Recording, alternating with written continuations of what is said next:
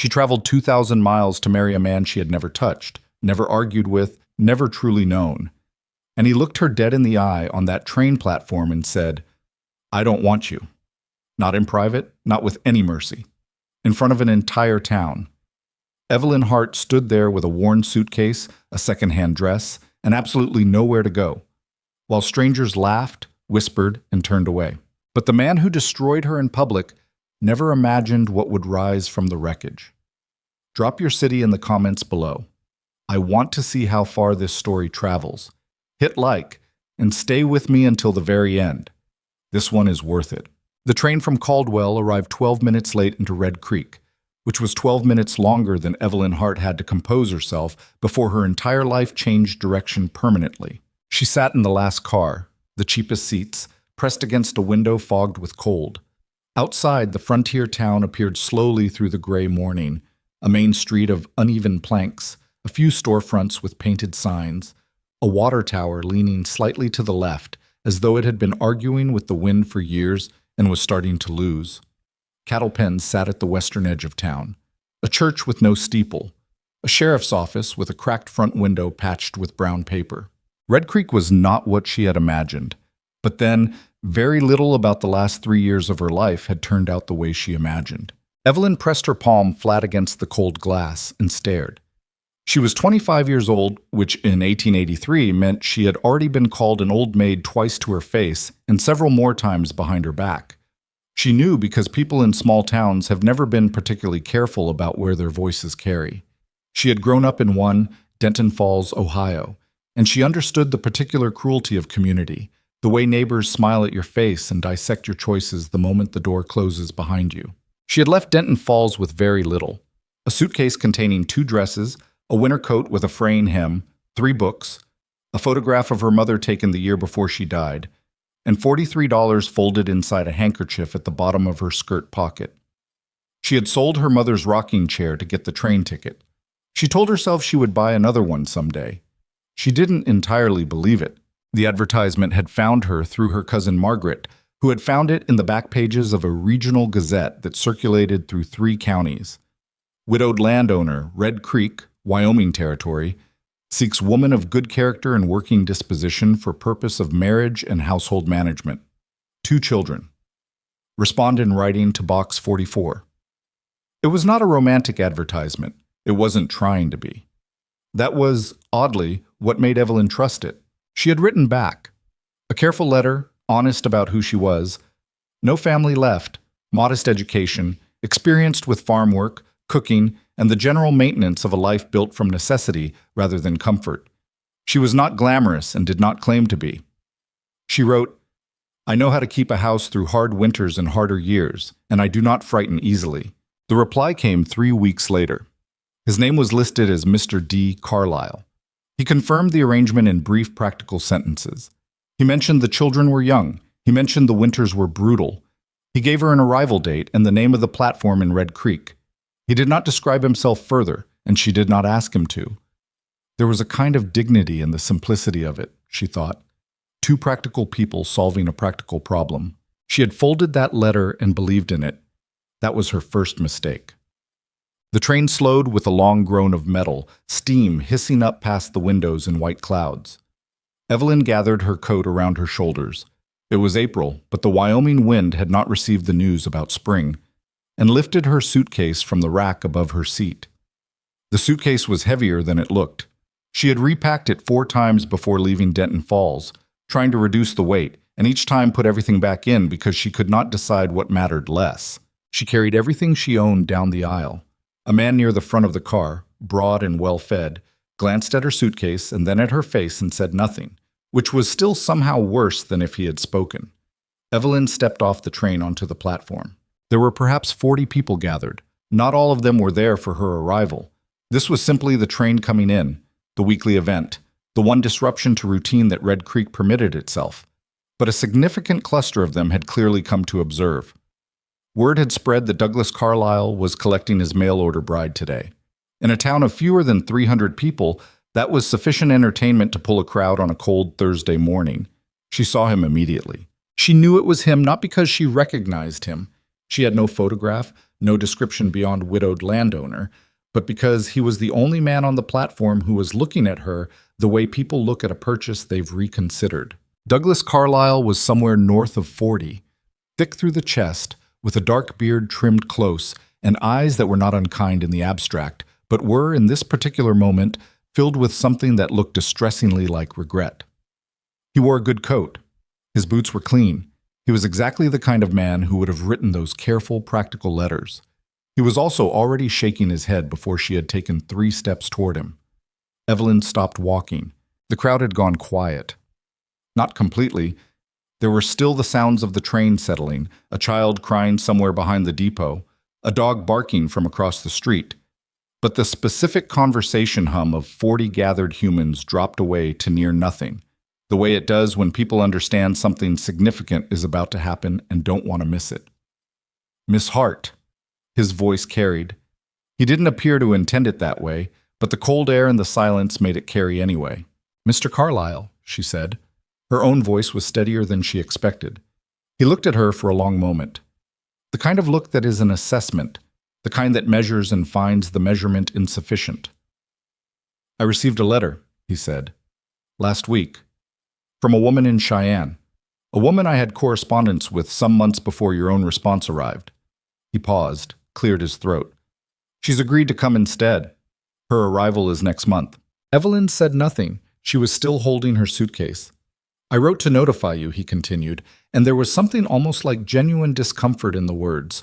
"But I expect the letter crossed paths with your journey." "It did," she said. "I didn't receive any letter." "No." He looked down briefly. "I suspect not." The crowd was very quiet now. Evelyn was aware of them the way you are aware of a fire, not looking directly at it, but feeling the heat of it on the side of your face. She was aware that this was a spectacle, that she was the spectacle, that every face turned toward her was collecting details to report later at kitchen tables and over fences. She was aware that she was 25 years old, 2,000 miles from the only place she had ever called home, with $43 and a suitcase in her hand, and that the plan she had staked the remainder of her 20s on had just collapsed publicly in front of 40 strangers. She was also aware that her face was doing something she needed to control immediately, because she was not going to cry on this platform. She was absolutely not going to do that. "I see," she said. "There's a women's boarding house on Clement Street," Carlyle offered, with the carefully managed tone of a man performing minimal responsibility. "Mrs. Tate runs it. She's decent. You could stay there while you arrange your return passage." Return passage, as though she had somewhere to return to. Evelyn looked at him. She looked at the crowd. She looked at the town behind them, the crooked water tower, the patched window on the sheriff's office, the mud-churned main street, and she understood with perfect clarity that Douglas Carlyle had not just rejected her. He had done it here, in this place, in front of these people, and he had done it without a moment's hesitation because he had decided, somewhere in the mathematics of his decision-making, that her embarrassment was an acceptable cost. "Thank you, Mr. Carlyle," she said. Her voice was perfectly even. "I hope she makes you very happy." The words came out without irony and without venom, which was perhaps why they landed the way they did. She watched something flicker across his face that might have been shame, gone too quickly to confirm. She turned away from him. She did not look at the crowd. She stared straight ahead at the far end of the platform and made herself take one step, then another, because the only other option was to stand still, and that was not something she was willing to do. A woman near the edge of the crowd said something to the woman beside her in a voice that was almost a whisper. Evelyn caught 3 words, "Poor pathetic thing." She kept walking. Then from somewhere to her left, a man's voice cut across the murmur. "Does she have somewhere to be?" It was not a loud voice. It was not a dramatic voice. It was the voice of someone asking a practical question, and it sliced through the crowd noise with the particular authority of someone accustomed to being listened to when they spoke. Not because they commanded it, but because they didn't waste words. Evelyn stopped. She turned. The man was standing slightly apart from the main cluster of people, near the edge of the platform where it met the steps down to the street. He was perhaps 35, lean but solid in the way that comes from actual labor rather than affectation, wearing a coat that had seen several winters and a hat that had seen a few more.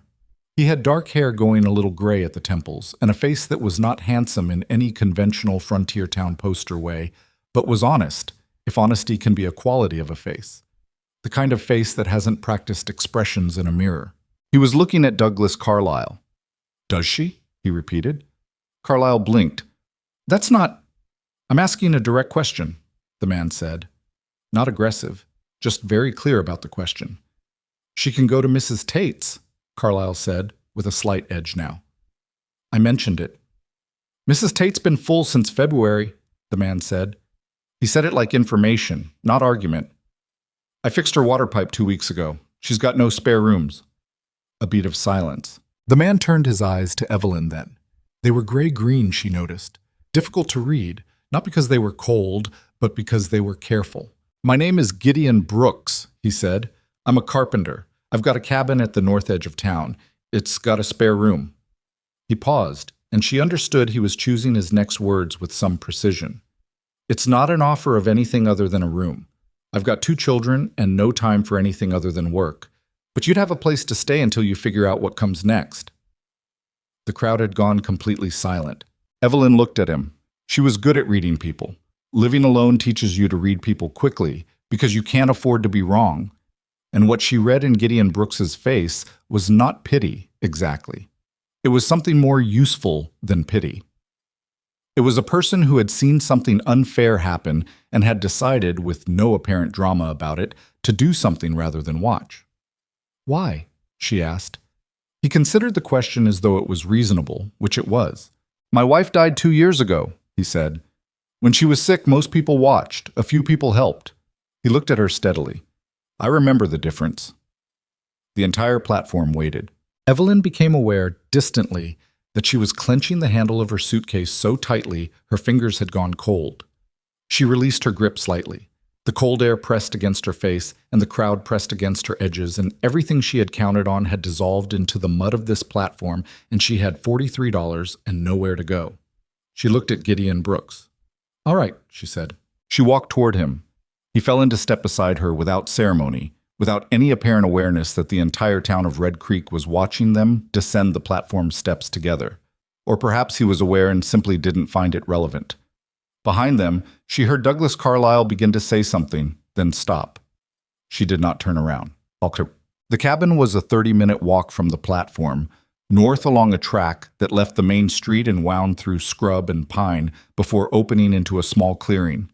The wind was worse out here, coming down off the higher ground to the west, carrying a cold that felt institutional, like it had been arranged specifically and had intentions. Gideon walked slightly ahead of her on the narrow track, not because he was ignoring her, but because the path required it.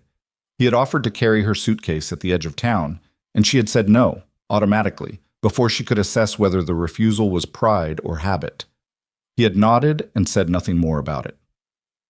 They had walked for 10 minutes in silence before he spoke. "The room is small," he said.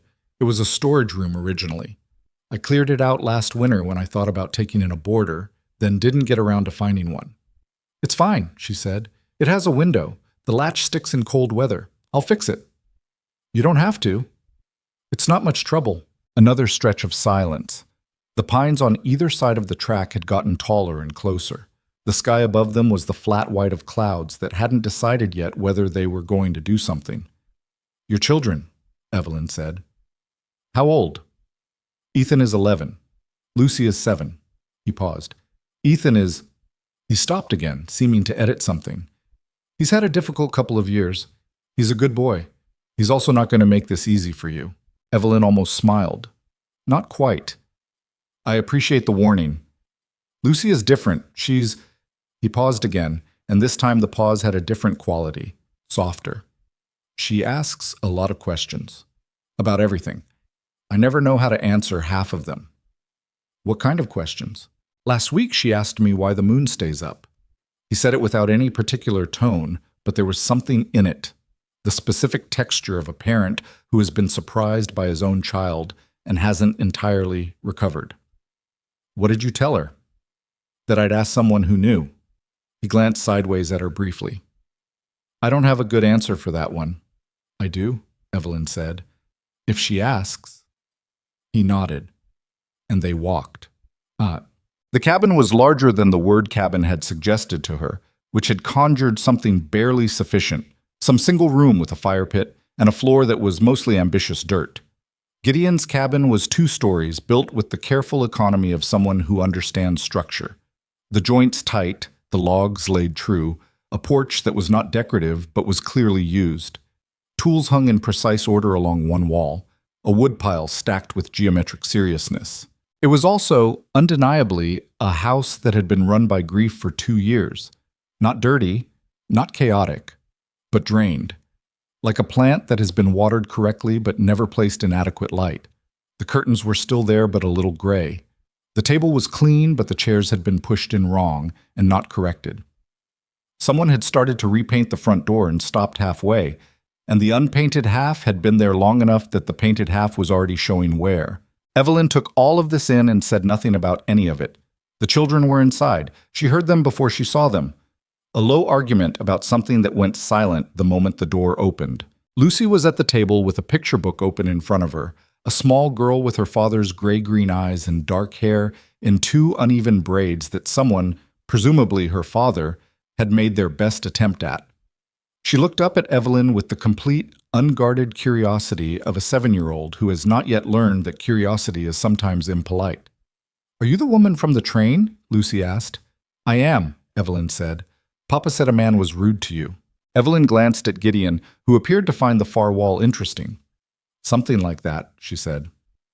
"That's not good manners," Lucy said, with the authority of someone who has been recently instructed on the subject. "Did you cry?" "Lucy?" Gideon's voice was quiet, but had the particular weight of a father who means it. "I didn't," Evelyn said. Lucy seemed to accept this. "I cried when my mama died," she said conversationally.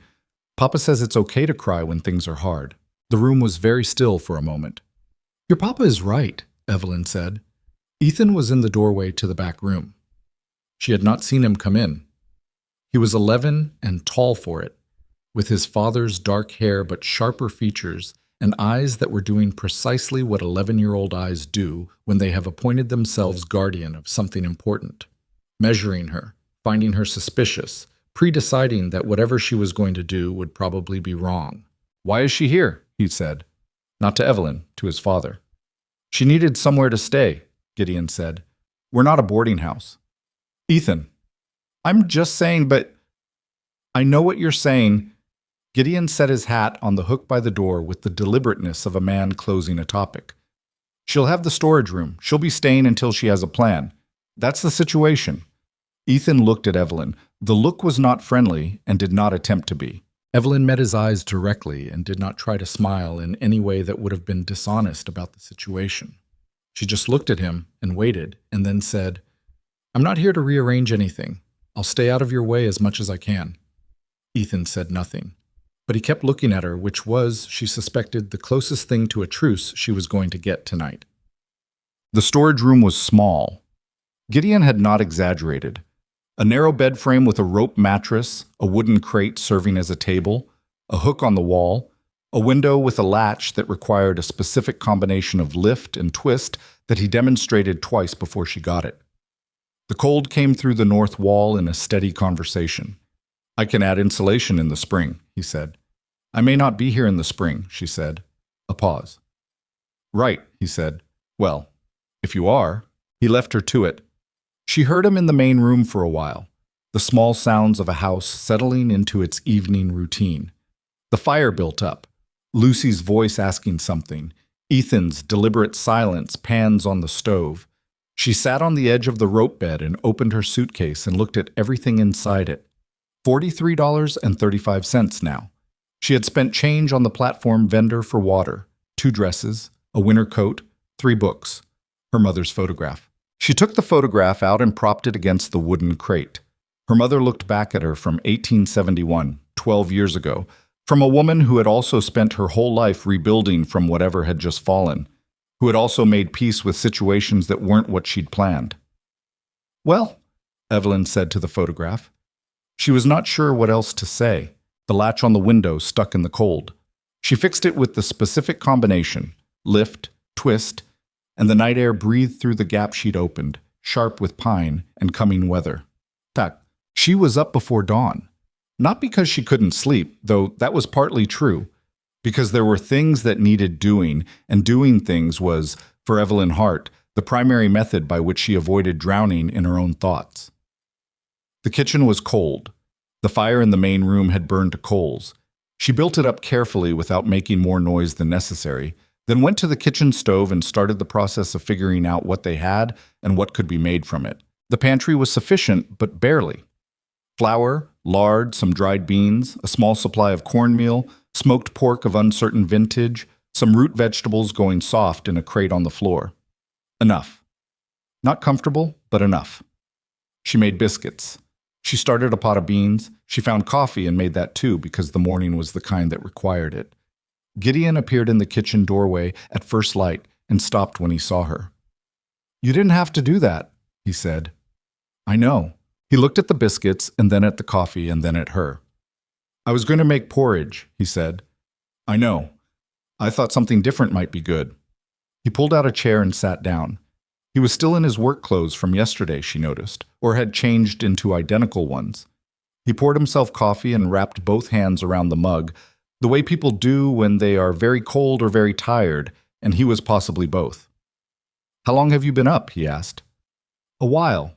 You don't sleep?" "Not always." She set a plate of biscuits on the table. "It's not a complaint. I've always been this way." He took a biscuit and ate it and was quiet for a moment. Then, "These are good. They're just biscuits. Mine aren't. Do you want me to show you?" He looked up at her. Something in his face that might have been surprise, or might have been something he was deciding whether to let be surprise. "Maybe," he said. Lucy appeared in the kitchen doorway 11 minutes later, hair loose from the previous evening's braids, still carrying the picture book from the night before as though she'd slept with it. "It smells different," she announced. "Good different or bad different?" Evelyn asked. Lucy sniffed seriously. "Good." She sat down at the table with the ceremony of someone settling in for an important meal. "Can I have one?" "That's what they're for." Lucy ate 2 biscuits and drank half a cup of milk and asked 4 questions, of which one was about the moon, and Evelyn answered them all. Gideon watched this with an expression that was carefully neutral and not entirely successful at it. Ethan appeared last, at the door, already dressed, already decided. He looked at the breakfast on the table and then at Evelyn at the stove, and then sat down without speaking and ate with the concentrated efficiency of someone who has chosen to receive the benefits of a situation while registering formal protest about the situation. It was fine. She hadn't expected more than that. After breakfast, Gideon went to his workshop, an attached structure on the east side of the cabin that she could hear from the kitchen, the measured sounds of someone who works with precision. She washed the dishes. Lucy stayed in the kitchen, supposedly reading, actually watching Evelyn with transparent fascination. "Do you know how to sew?" Lucy asked. "Yes. My dress has a hole in the elbow." "I saw. I can fix it if you bring it to me."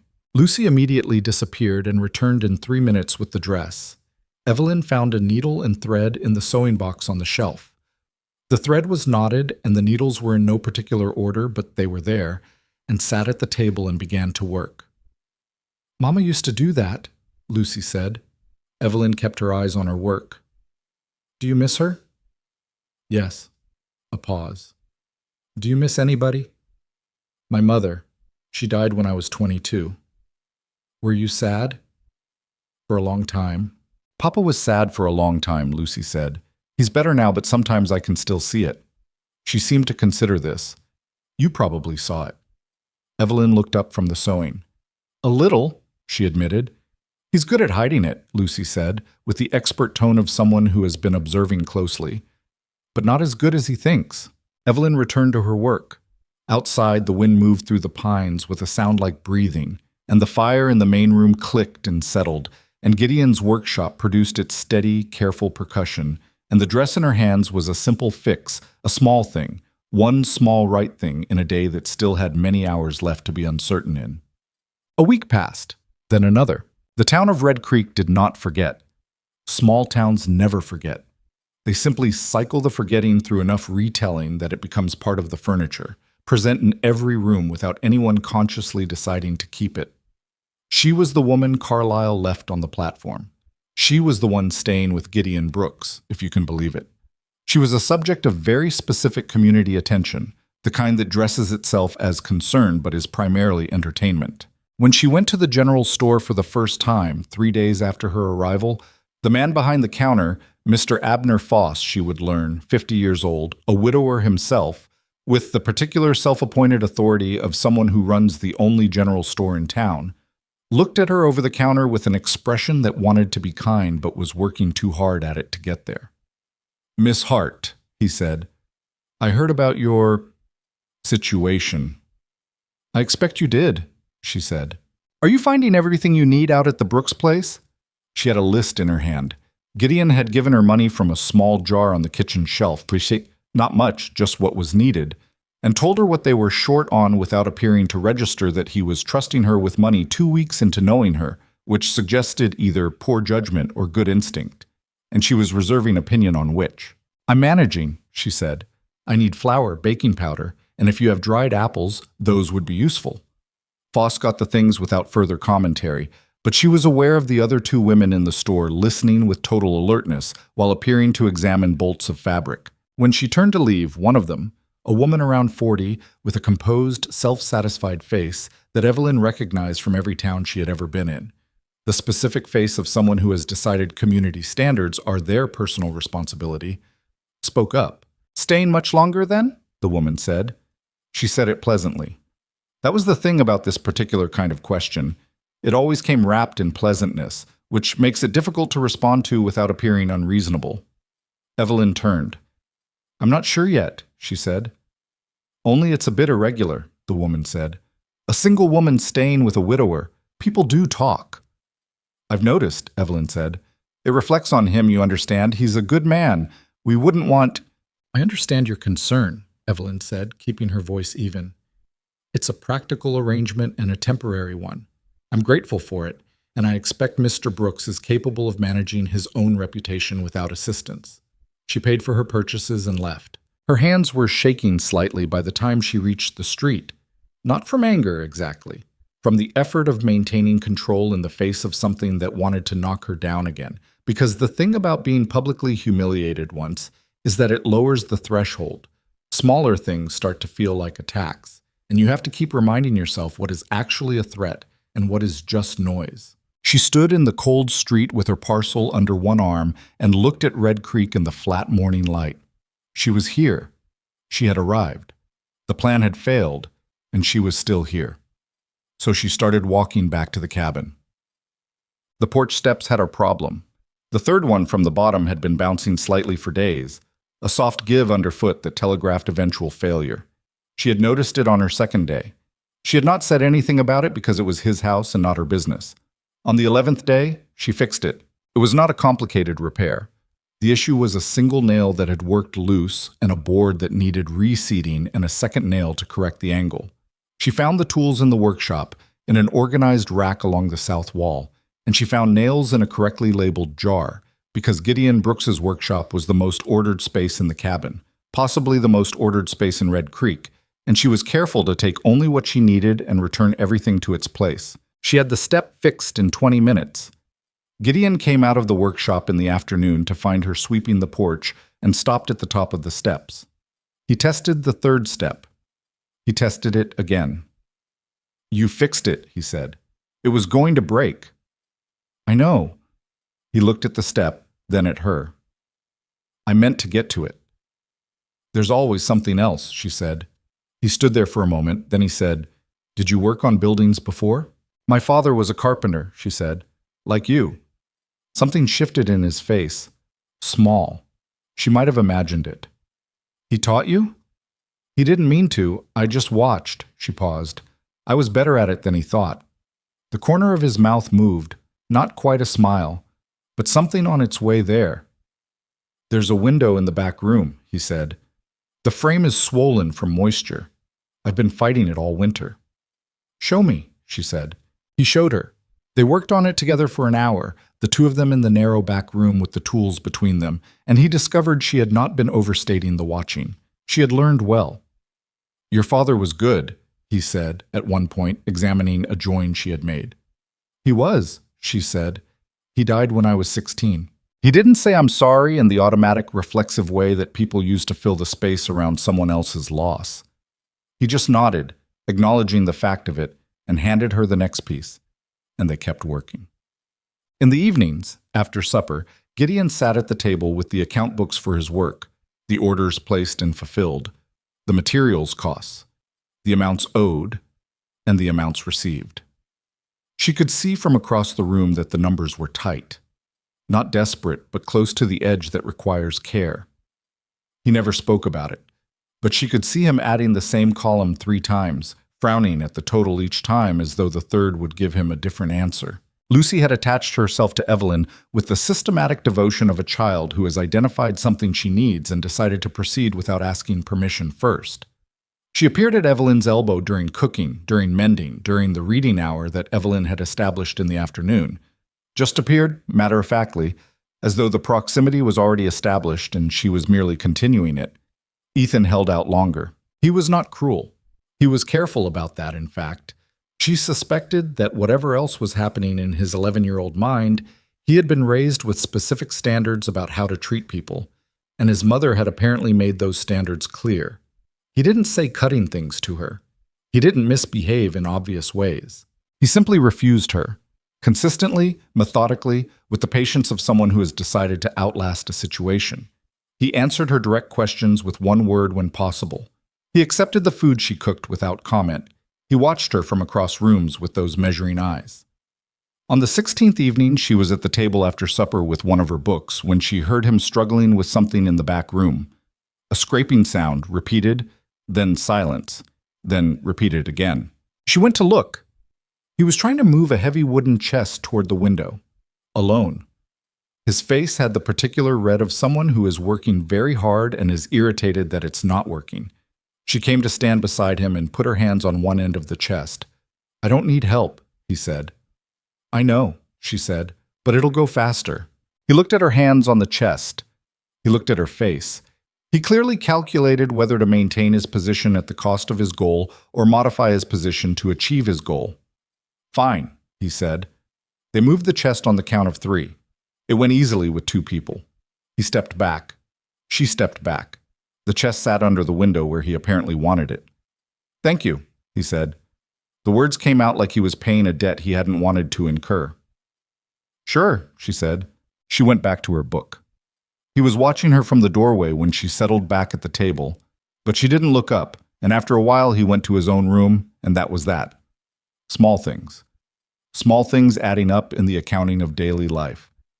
On the 22nd day, Gideon came back from town with a letter in his hand, and the expression of a man who has received information he has not yet decided what to do with. He put it on the table after supper, without comment. She saw her name on the envelope, a return address in Cheyenne that she did not recognize. She opened it. It was from a woman she'd never met, a Mrs. Patterson, writing to say that she ran a hotel kitchen in Cheyenne and was looking for a capable woman to manage it. She had heard about Evelyn through a letter that Mrs. Patterson's nephew in Red Creek, she recognized the name, young Thomas Becker, who had been at the platform that morning, had sent describing a very capable and dignified young woman who found herself in unfortunate circumstances. There was a wage listed. It was modest, but sufficient. There was a start date of 3 weeks out. There was an offer of a room above the kitchen. Evelyn read the letter twice. Then she set it on the table, face down. The cabin was quiet. Lucy was already in bed. Ethan was doing something in his room. Gideon was at the counter with his back to her, making coffee. "It's a job offer," she said. "In Cheyenne." He didn't turn around immediately. The coffee-making continued for another moment. "Is it good?" he asked. "It's workable." "You'd take it?" She looked at the letter, face down on the table. "I don't know yet," she said. He brought 2 cups to the table and sat down across from her. The fire in the main room spoke to itself in the particular low language of coals. Outside, the pines were doing what they always did, receiving the wind, debating with it, surviving it. "You don't have to decide tonight," he said. "No," she agreed. They drank their coffee without deciding anything, and the evening went on around them the way evenings do, indifferent to the specific weight of the choices sitting on the table. The letter stayed on the table for 4 days. Gideon didn't ask about it again.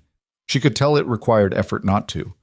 She could also tell, and this was the thing she had not expected, the development she had not planned for, that the effort was not merely practical, not merely the effort of a man who will have to manage his household differently if his temporary boarder leaves. On the fourth morning, Lucy climbed into the chair beside her at breakfast and said, without preamble, "Are you going to Cheyenne?"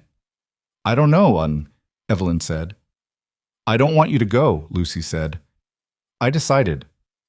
"Lucy, I know you can do what you want," Lucy said, with the specific tone of a 7-year-old who has been told this recently as part of an explanation of something inconvenient. "I'm just saying what I want." Evelyn looked at her. The uneven braids, which she had been doing correctly now for 2 weeks, the gray-green eyes, the complete unguarded certainty with which this child offered what she felt. "I know," Evelyn said. "Thank you for telling me."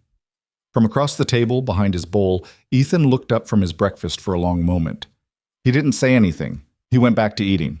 But he had looked up, and she had seen his face in that moment, and whatever was in it was something she needed to sit with carefully before she made any decisions at all.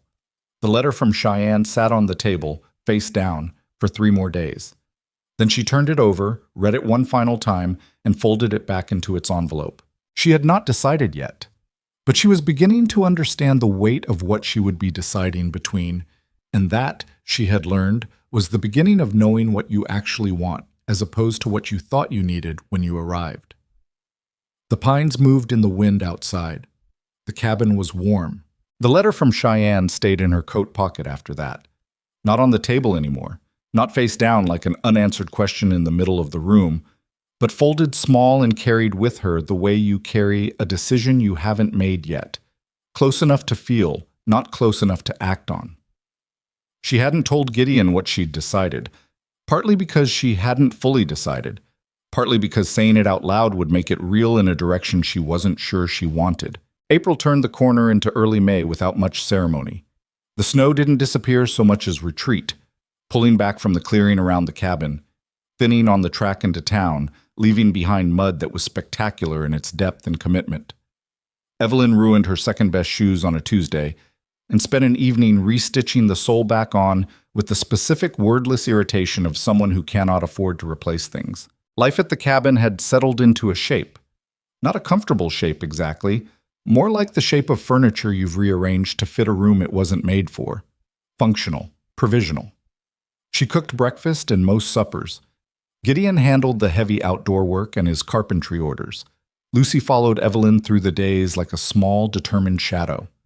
Ethan maintained his position, which had softened slightly from active resistance to watchful neutrality, the kind that preserves the option to retreat either direction depending on what happens next. She understood him.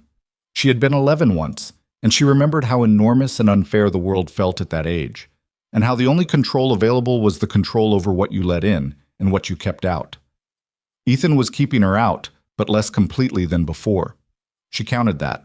The first real crack came on a Wednesday morning when Gideon was in town delivering a finished cabinet to the hardware store, and Lucy was at her lessons with the 2 other children who shared their tutor 3 times a week, an arrangement that cost Gideon money he clearly thought hard about and paid anyway, which told Evelyn something about what he valued that he wouldn't have said in words. Ethan was supposed to be splitting wood at the side of the cabin. She could hear the irregular rhythm of it from the kitchen, the good hits and the ones that glanced off, the long pauses that suggested the work was harder than he wanted to admit. She left him to it for an hour. Then the sound stopped entirely and didn't resume. She went around the side of the cabin and found him sitting on the chopping block, the axe propped against the woodpile, his right hand wrapped in his left. His face was the careful blank of someone working hard to appear fine. "Let me see," she said. "It's nothing." "Ethan." He looked up at her with the specific look of 11-year-old males everywhere, equal parts wanting help and refusing to want it. She waited. He extended his hand. The cut was across the base of his thumb, not deep enough for serious worry, but deep enough that it was bleeding steadily and would need pressure and cleaning. She had seen worse. She had also had worse from farm work when she was his age, from a scythe slip that had put a scar along her left forearm that was still there. "Come inside," she said. He came, without argument, which was its own kind of significant. She cleaned the cut at the kitchen basin, which involved water that was colder than ideal, and a cloth that he bore with compressed lips and no sound. She had some dried yarrow that she'd found in the pantry. Gideon's late wife had kept medicinal herbs, and some of them were still viable. And she made a compress with it and bound his hand with a strip of clean cloth she tore from an old shirt that was past other use. He watched her work. "You've done this before," he said.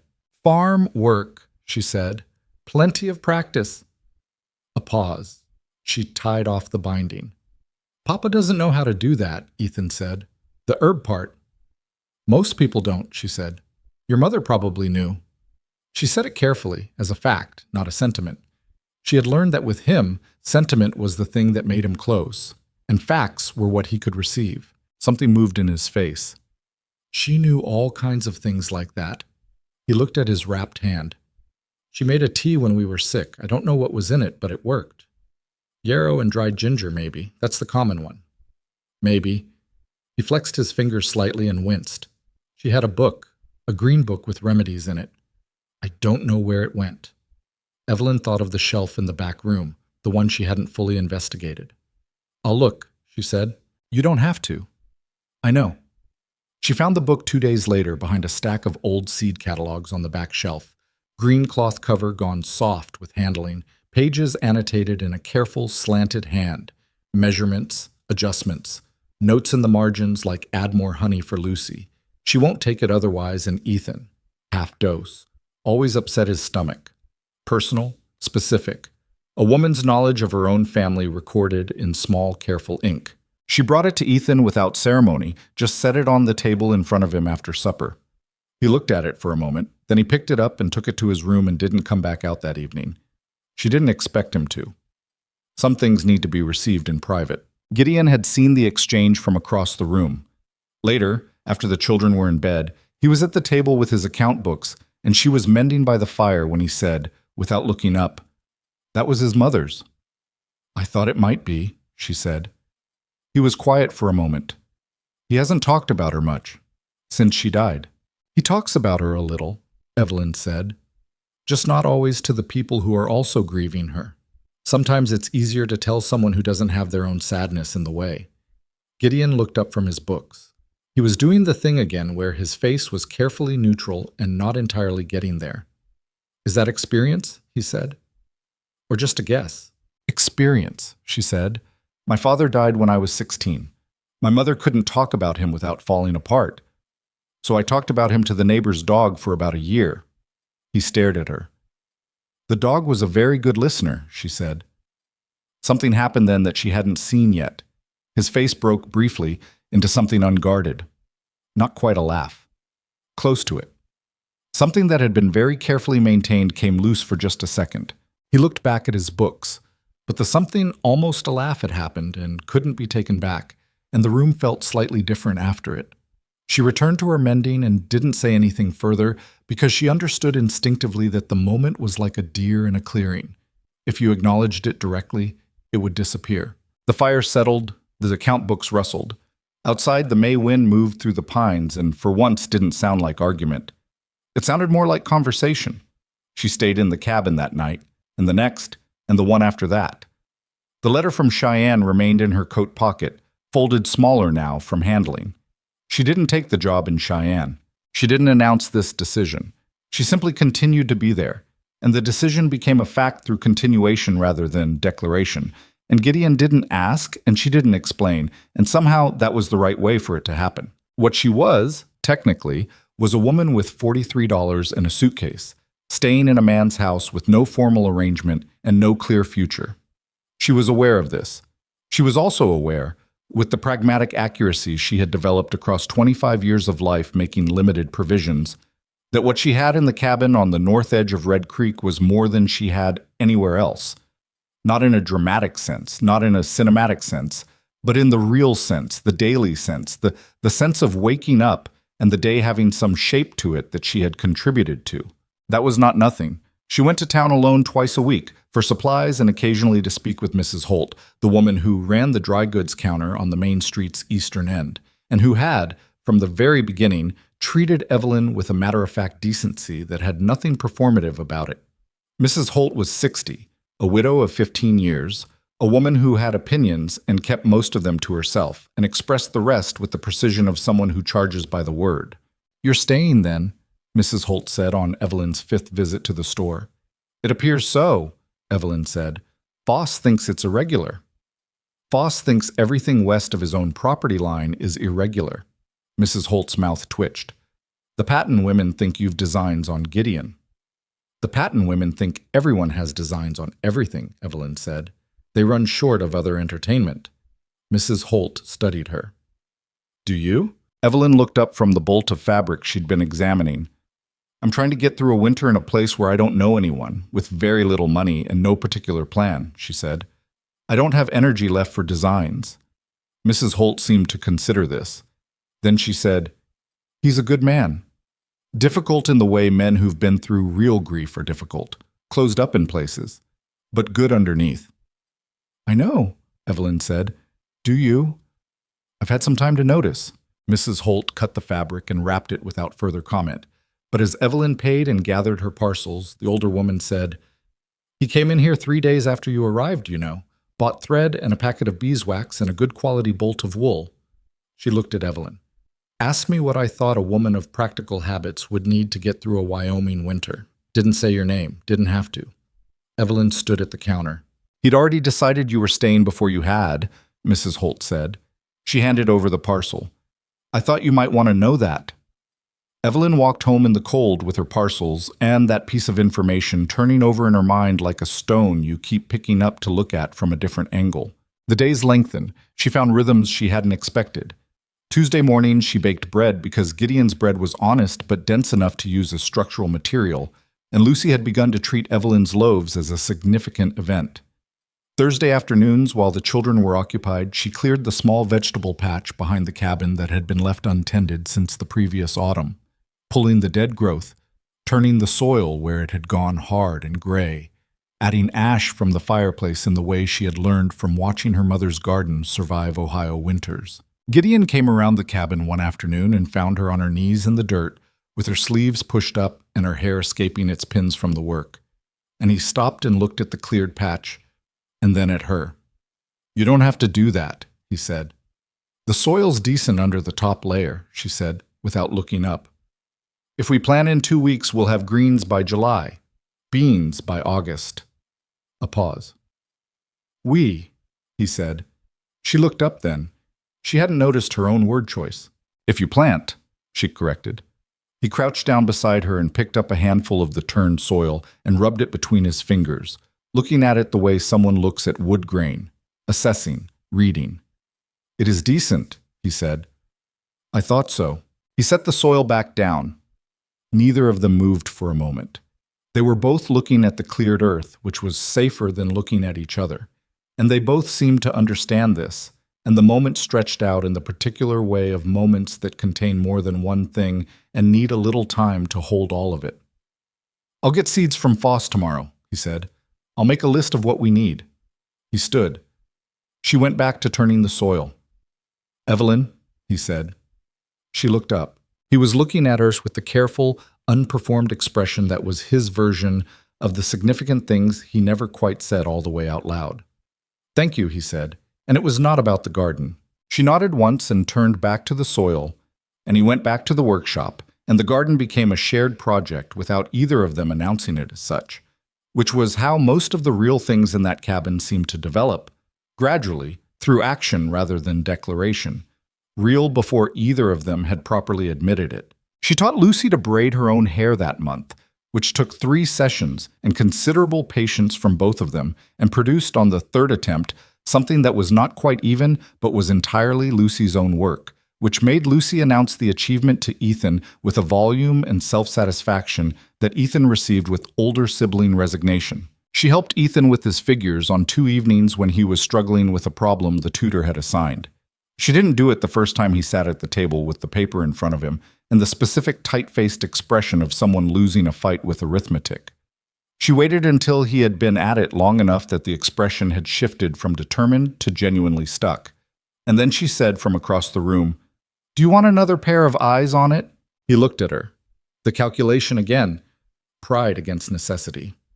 "Maybe," he said. She came to the table and sat beside him and looked at the problem.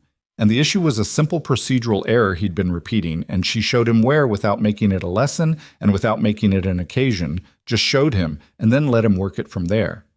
He got it on the second try. I knew it was something like that, he said, with the very specific dignity of 11-year-olds who are correct and also wrong about having known. Of course, she said, and went back to her chair. She heard him 2 evenings later explaining the same procedural rule to Lucy with an authority that suggested he had been practicing the explanation and was pleased with how it sounded. She did not remark on this. Some things are better left unwitnessed. The problem Evelyn had not solved and could not easily solve was the problem of money.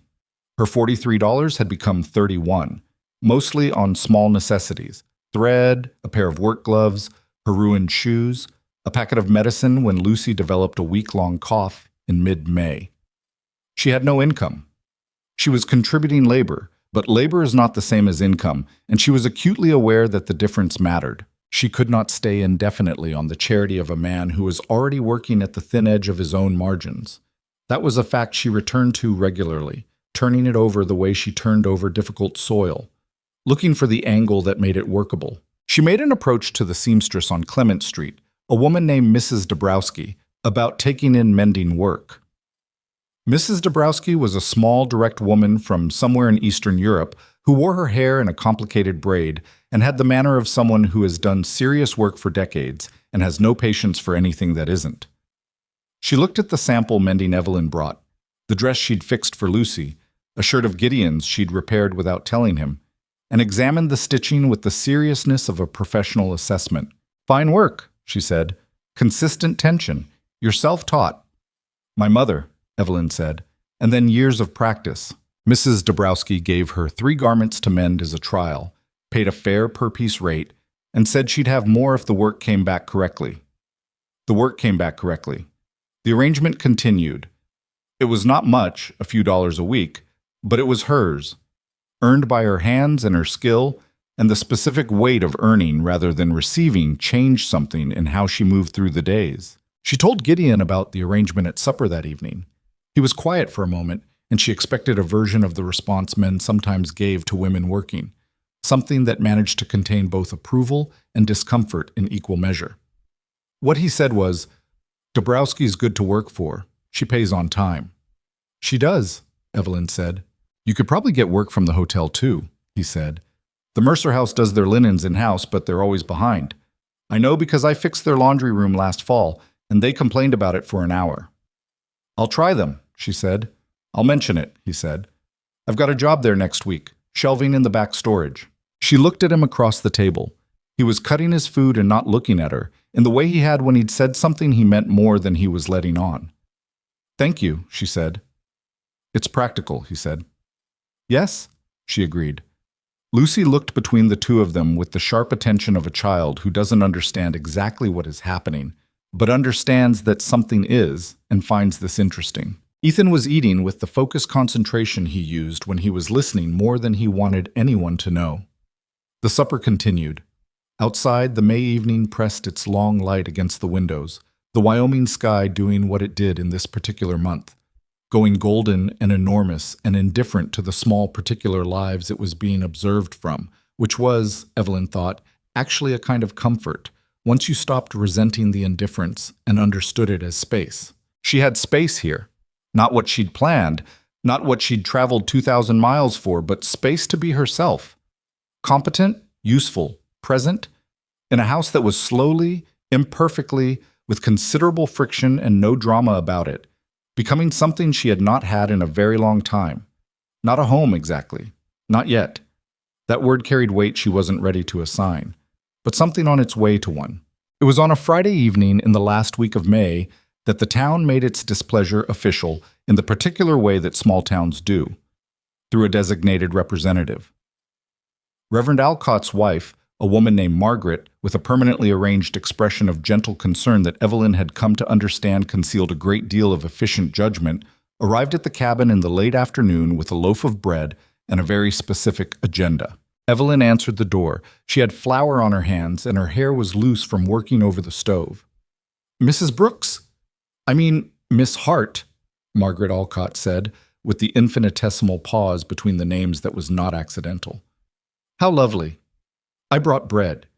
She held out the loaf, which was perfectly formed and clearly intended to establish her position in the domestic hierarchy of this encounter.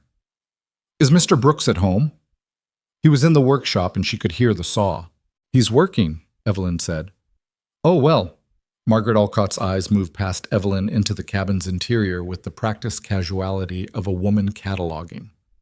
I just wanted to stop by. Several of us in town have been thinking about you, wondering how you're getting on. Quite well, Evelyn said. Yes. The gentle concern expression tightened slightly. We do think about the children especially. They're at such a formative age, and with things being as they are, the children are well, Evelyn said. Lucy's reading is coming along nicely, and Ethan has been a real help with the wood. Margaret Alcott blinked. She had expected, perhaps, more receptiveness to the concern, more of an opening through which the actual message could be delivered. That's wonderful, she said. We just feel, some of us feel, that it would be best for everyone if the situation were more regular. Defined, for the children's sake. They've had such disruption. Evelyn held the door frame and looked at Margaret Alcott and did not say several things she was thinking. I appreciate the community's concern, she said. I really do. But I think the children's welfare is something their father and I can manage between us. The word us landed. She had not planned it.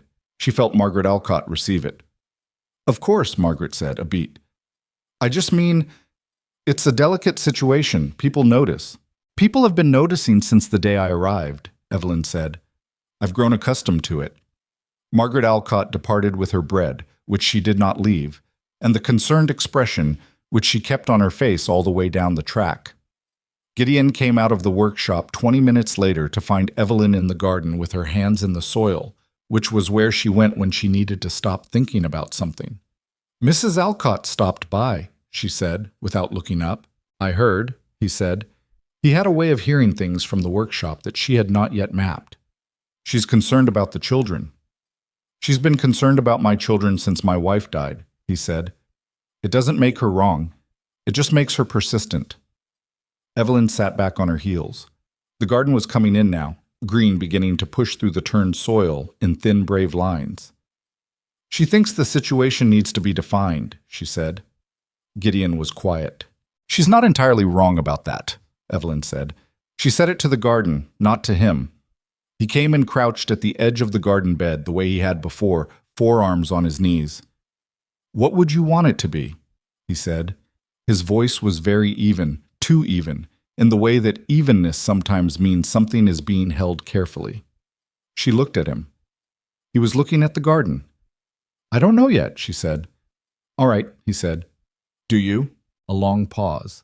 The late May evening stretched its gold across the clearing. I'm getting there, he said. Quiet. Not a promise.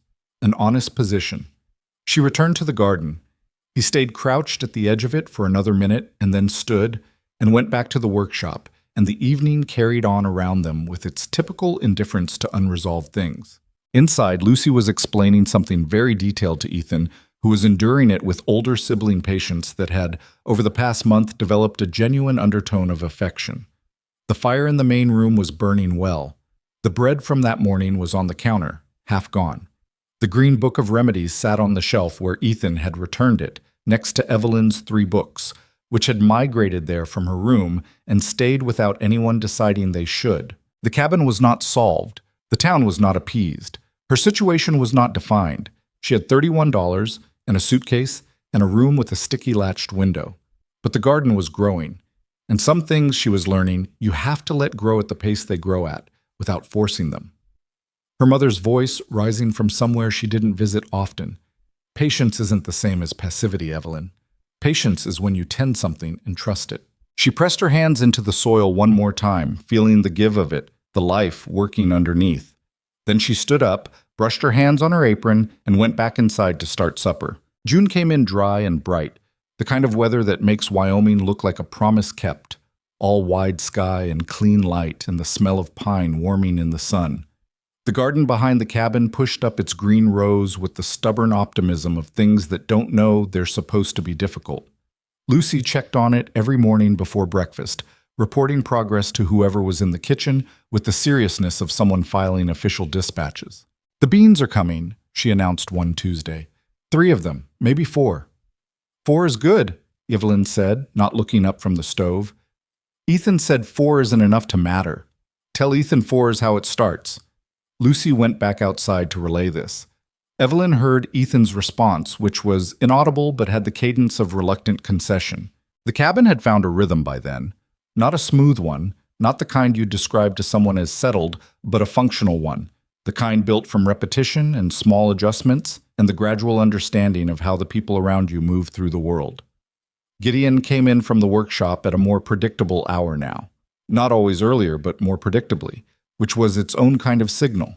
He had started leaving his account books on the table instead of putting them away when she sat nearby, which meant he didn't mind her presence the way he once might have minded it, and which she registered without commenting on. She had picked up a third source of mending work by June, the schoolteacher, Miss Pryor, who was young and overworked and whose wardrobe was taking the kind of punishment that comes from teaching 30 children in a one-room building. She paid less than Mrs. Dabrowski, but was more grateful, which was its own currency. Evelyn's income was modest, but it was hers, and the $31 had become $38, which was not wealth, but was movement in the right direction. The town had not resolved its feelings about her. She had learned to map it, who was curious without malice, who was hostile without confrontation, who genuinely didn't care and just got on with things. Mrs. Holt at the dry goods store. Old Tom Becker, who ran the livery and had sent the letter that led to the Cheyenne job offer, and still nodded to her on the street with the quiet satisfaction of someone who had done a decent thing and doesn't need acknowledgement for it. A handful of others. The Alcott faction remained concerned. Foss at the general store had developed the habit of asking pointed questions about her plans framed as friendly conversation, which she had developed the habit of answering with vague pleasantness that gave him nothing useful. She had been in Red Creek for 2 months when Gideon told her about the ranch. Not deliberately. It came out sideways the way things do when someone has been not saying something for long enough that it starts coming out in pieces without their full cooperation. He had a surveyor's map pinned to the workshop wall. She had noticed it weeks earlier, a section of land about 12 miles north, marked and measured, some handwritten notes in the margins in his careful print. She had not asked about it because it was not her business, and she had enough other things to attend to. But on a warm June evening, when he had come in from town with something unresolved in his face, and she had made coffee, and they were sitting at the table in the particular quiet that had become their version of conversation, he said, "The Harmon parcel is coming up for sale in the fall." She waited. 12 miles north, he said. "Good land, water access. Enough grazing for a real cattle operation if you built it right." He turned the coffee mug in his hands. "I've been putting money by for 3 years." "The map on your workshop wall," she said. He looked up, a small acknowledgement that she'd seen it and he'd known she had. 560 acres. The price is set. I'm about $60 short of what I need for the deposit, but by September." He stopped. She understood suddenly why the account books were tight in a way that went beyond ordinary. He hadn't just been managing a carpenter's margins. He had been managing a carpenter's margins while setting aside a percentage of everything for 3 years towards something he wanted more than anything else, and had not told anyone about except possibly himself. "That's what you want," she said. It wasn't a question. "Been what I want since I was Ethan's age," he said. "My father ranched. His father ranched. I went into carpentry because it pays steadier and I had children to feed, but—" He paused. "It's what I want. Yes." The fire in the main room made its sounds. Lucy and Ethan were in bed. The night pressed against the windows with the soft insistence of Wyoming summer dark, which wasn't entirely dark until late, and sometimes felt like the sky was simply considering it. "You'll have it by September," she said. He looked at her. "You're good at what you do," she said. "You have 3 orders pending that I can see from the books, and the hotel job paid well. You'll make up $60 by September if you don't have any large unexpected costs." "Things come up?" he said. "Yes," she agreed, "but you'll get there." He was quiet for a moment, then, "You looked at my books. You leave them on the table." "I didn't ask you to." "No," she said. "I know, I'm sorry. It's habit. My father kept books, and I was always the one who could see where the numbers went wrong. She met his eyes. I'm not trying to be in your business. I saw them. He looked at her steadily, the careful eyes, the face that was honest, if honesty could be a quality of a face. What did you see? He said. You're charging too little for finish work, she said. Your joinery rate is below what Foss told me the man in Laramie charges, and your quality is better. You're also not billing for travel time on the jobs outside town. That's your money you're leaving on the table. A silence. Who told you what the man in Laramie charges? He said. Mrs. Holt. She knows everything that moves through this territory. Something in his expression, not quite the almost laugh of the previous month, but in the same neighborhood. He looked down at his coffee. You've been asking around. I've been listening, she said. It's different. Is it? Mostly. He shook his head, slowly. Not in disagreement, more the way you shake your head at something you hadn't expected to have to reckon with. I'll think about the rates, he said. Okay, she said, and the travel time. Okay. He looked at the map on the workshop wall, visible through the open door. September, he said quietly, to himself as much as to her. September, she said. They sat with that for a while, the shared possibility of it, the word sitting between them like something real. It was the next week that everything changed. She heard the horse before she saw the rider, a big animal, well kept, moving fast down the track from town at a pace that was slightly too aggressive for a social call. She was in the garden when it came into the clearing, and she straightened up and shaded her eyes and looked. She recognized him before she could fully process that she was recognizing him.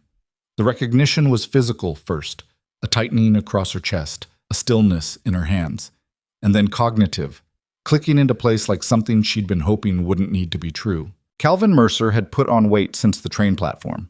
Not much, but enough that she noticed it. He was still well dressed, better dressed than most men in Red Creek, which was a deliberate fact about him, a man who used clothing as a statement about his position. He had a thick dark beard and eyes that were a light clear brown that would have been attractive if they weren't currently doing the thing they did, which was look at everything as if calculating its value. He pulled up at the edge of the garden and looked down at her from the horse. Miss Hart, he said, like they were old acquaintances, like the train platform in April was a pleasantry they'd both be happy to recall. She had been 22 days in Red Creek before she stopped flinching at public moments that echoed that morning. She had been 47 days in before she stopped replaying it involuntarily before sleep. She had not counted the days after that, because she had decided that counting them was giving him more space in her life than he deserved. She looked at him now with the specific feeling of someone who has processed a humiliation far enough that what's left is not pain, but something colder and more durable. Mr. Mercer, she said. Her voice was her own, even, unhurried. You're looking well, he said. He had the tone of a man who has rehearsed an opening and is pleased with it. She did not respond to this. He looked around the clearing, the cabin, the workshop, the garden, the neatness of the woodpile, the general signs of a functioning household. Something moved in his face that she catalogued without reacting to.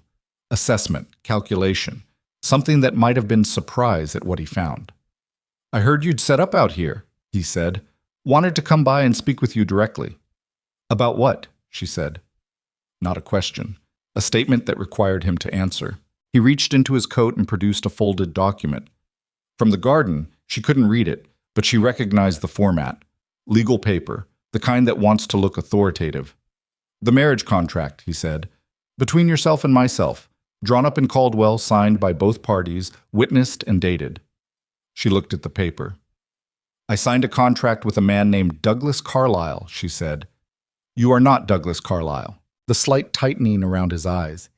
He hadn't expected that to be her first move. The contract was brokered through me, he said. Carlyle was acting on my behalf. The agreement was between your family representative and my interests. Legally, I have no family representative, she said. I signed that contract myself, on my own behalf. My mother was dead, and my father was dead, and there was no one else. She kept her voice even. Who exactly did you make an agreement with? A pause. The legal structures of the arrangement was drawn up by whom, she said. Witnessed by whom? Because I was told I was corresponding with Douglas Carlyle, a widowed landowner in Red Creek, Wyoming territory. I was not informed of any third-party interests. Mercer's jaw worked slightly.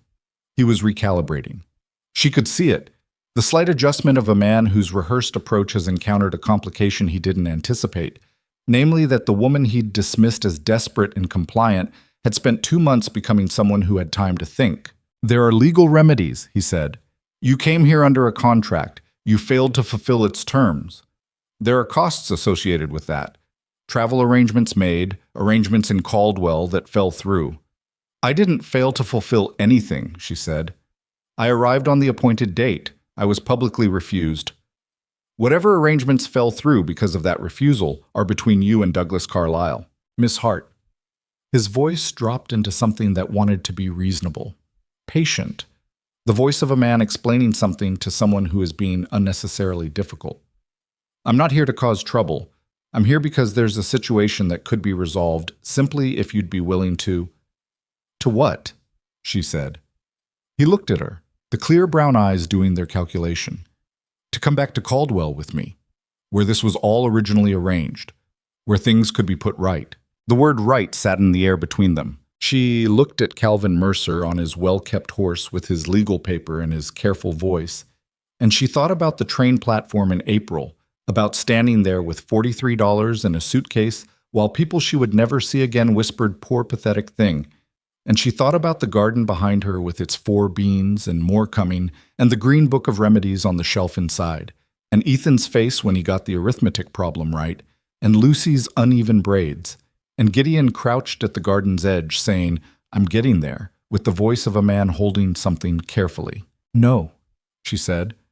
Mercer's expression shifted, the reasonable patience dropping away, something harder coming through underneath. "You should think carefully," he said. "The legal position? You should go," she said. "And if you come back here with that paper again, I'll ask Mr. Brooks to be present for the conversation. And I'll ask Mrs. Holt, and I'll ask Tom Becker, and we'll have a proper look at what legal position you actually have." She turned back to the garden. She heard him sit on the horse for a long moment. Then the sound of the animal moving and hoofbeats on the track back toward town, receding. Her hands were shaking. She pressed them flat against the soil and held them there until they stopped. She didn't tell Gideon that night. She told herself it was because there was nothing to tell yet. One visit, one conversation, no action taken.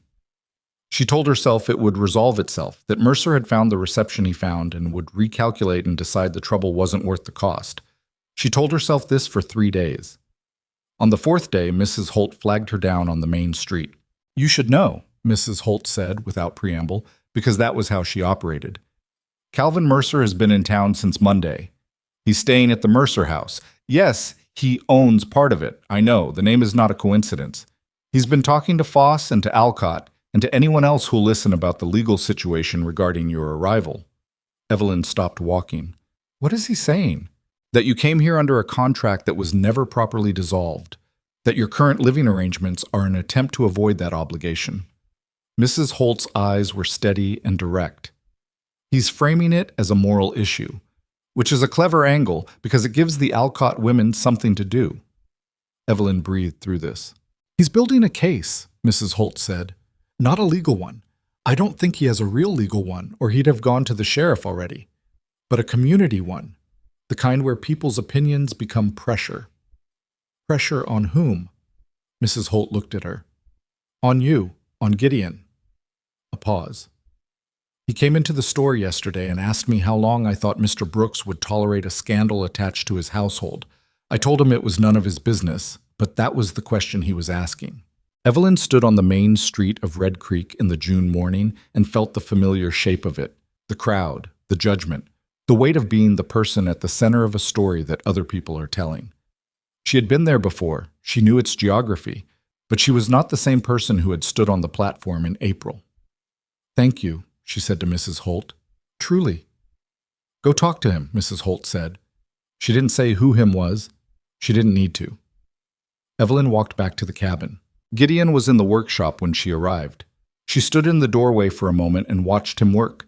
The particular attention he brought to the wood under his hands, The way he moved with a precision that looked like confidence but was actually something more careful than confidence, something earned rather than assumed. "There's something I should have told you 4 days ago," she said.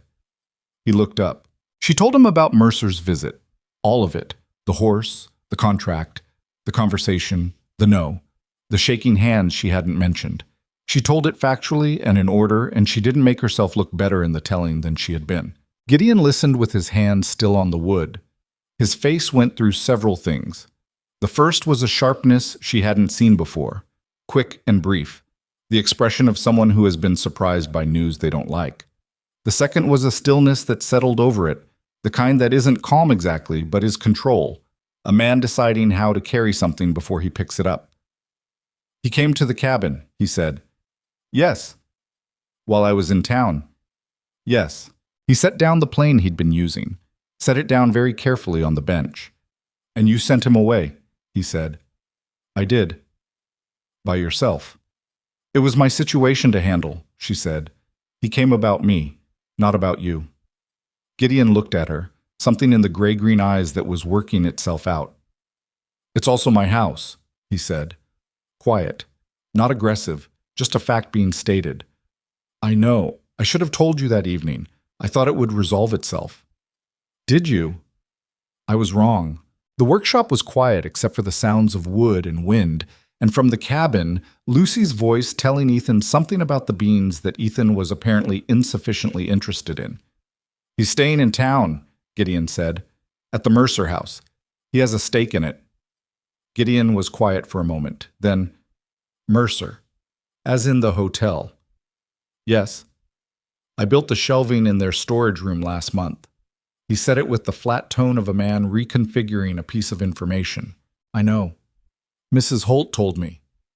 He picked up the plane again, set it back down. It was the most agitated she had ever seen him, and it was contained entirely within those two gestures. "What does he want?" he said. Actually want. She had thought about this in the 4 days she hadn't told him. "I think he came here with one thing and found another," she said carefully. "He came expecting to find someone desperate enough to go back with him because she had nothing else. He found someone who had something." She paused. "That's changed his calculation. I don't know yet in which direction." Gideon looked at her steadily. "He's not going to stop," she said, "not because of me refusing him on the doorstep. He has too much pride for that, and too much of something else. I'm not sure what, but he came here for a reason that has more to do with himself than with me, and that kind of reason doesn't go away when it's inconvenient." "What kind of reason is that?" "The kind where someone can't stand to have lost something," she said, "even if they didn't particularly want it in the first place." Gideon looked at the map on the wall, the surveyor's marks on the Harmon parcel. Then he looked back at her. "You should have told me 4 days ago," he said. "Yes," she agreed. "I should have." He was quiet for a long moment. "All right," he said. Not dismissal. The words of a man who has received information he is now going to think about without drama, and then decide what to do. She went back to the cabin. She started supper. Lucy appeared at her elbow and reported that the beans were definitely 4, possibly 5. Ethan came in from the woodpile and washed his hands without being asked, which was progress that she noted and did not remark on. The supper came together the way suppers do when you know the kitchen and the kitchen knows you back. Gideon came in and washed up and sat at the table, and they ate together, the 4 of them, in the particular rhythm of an evening meal that has happened enough times to have its own texture. Lucy talked. Ethan listened with visible interest and invisible acknowledgement. Gideon ate and watched the table more than usual, some interior calculation running behind his eyes. After the children were in bed, he said, "I'm going into town tomorrow, to the sheriff." She looked up from her mending. "To ask what the actual legal standing of that contract is," he said. "Because Mercer is going to use people's uncertainty about it as a lever, and I'd like to know what the real situation is before that goes any further." "I can go with you," she said. "You can," he agreed. "Or I can go first and come back and tell you what I find." He paused. "Might be easier without both of us in it at once." She thought about this. "All right." He nodded. She returned to her mending. The hem she was working on was complicated. A fine dress belonging to the school teacher, Miss Pryor, the kind of fabric that requires a light touch, or it puckers. She made herself focus on it, the needle finding its path, the thread following. "Evelyn," Gideon said. She looked up. He was looking at her with the expression that appeared when he had something to say that he was choosing words for carefully. "I'm sorry he came here," he said. "While I wasn't home." She understood he was not apologizing for something he had done. He was apologizing for a situation he hadn't been present to prevent, which was different, and which was, in its way, the most Gideon Brooks thing he had said to her yet. "You couldn't have known," she said. "No," he said. "But I'm still sorry." She held his eyes for a moment. The fire spoke, the pines outside carried on their nightly conversation with the wind. "Thank you," she said, and meant it completely. He went to bed. She finished the hem on the schoolteacher's dress. Then she sat for a while in the quiet of the main room after the fire had settled to coals, listening to the sounds of the cabin, the breathing of it, the particular collection of small noises that a house makes when the people inside it are sleeping. The green book of remedies on the shelf, her 3 books beside it, the garden outside growing at its own pace, the account books with the numbers she wasn't supposed to have looked at but had, and the rate she'd told him to raise, which he had in fact raised the following week without mentioning it. She thought about Calvin Mercer in the hotel that bore his name, sitting with his legal paper and his wounded pride and his calculation about what she could still be made to do. She thought about the train platform, and the suitcase, and the $43. She thought about Gideon crouching at the garden's edge. She thought about September, and the Harmon parcel, and 560 acres of land with water access, and what it would look like in the early morning when the light came across it. She was not afraid of Calvin Mercer. She had been, briefly, in the garden when the hoofbeats first came into the clearing, the old fear, the reflex of someone who has been humiliated publicly and knows how fast a crowd can turn. But the fear had passed through her and left, the way fear does when you've survived the thing you were afraid of often enough to know you're going to get through it again. What she felt now was something quieter and more complicated than fear. A kind of readiness. The same readiness you feel when you've been watching weather coming from a distance long enough to have prepared. And now the sky is doing what you knew it was going to do, and all that preparation is about to matter. Red Creek was a small town. Small towns have memories and opinions and the habit of community judgment that can be useful or punishing depending on which side of it you find yourself on. She had been on both sides in the space of 2 months. Calvin Mercer was coming at her with a legal paper and a social campaign, and the specific confidence of a man who has never lost anything he decided to pursue. But she was not the woman on the platform anymore. She had fixed the porch step and the stuck window and the swollen door frame. She had built the garden from dead ground. She had raised a boy's confidence in arithmetic and found a lost book for a grieving child and coaxed a man's almost laugh out of 3 months of careful walls. She had made $38 from nothing and learned the street map of this town and the character of its people and who to trust and who to watch. She was not, she thought, going to be easy to move. The coals in the fireplace gave their last light and went to gray. She went to bed. Outside, the Wyoming night did what it always did, enormous, indifferent, and entirely above the small particular concerns of the people sleeping in the cabin at its edge. The storm was coming. She could feel it in the specific way you feel things after you've been paying attention long enough. But she had been through worse weather than Calvin Mercer, and she had learned, finally, the most important thing about storms in this country. You don't outrun them. You build something solid enough to stand in them. Sheriff Dale Pruitt was a man of 53 who had the particular economy of movement that comes from decades of dealing with situations that escalate when you move too fast. He listened to Gideon with his hands flat on his desk and his eyes steady, and when Gideon finished, he was quiet for a moment that felt longer than it was. "The contract," Pruitt said. "Whatever he has," Gideon said. "Did she sign it?" "She signed a contract with a man named Douglas Carlyle. Carlyle publicly refused her on arrival. Whatever Mercer claims his involvement was, she was not informed of it, and the contract was never executed." Pruitt looked at the window. The main street of Red Creek moved past it in the ordinary business of a June morning. "Mercer's got money, and he's got connections in Caldwell," he said. "That's not nothing.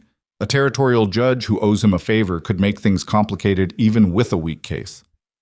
How weak is the case? Pruitt turned back to him.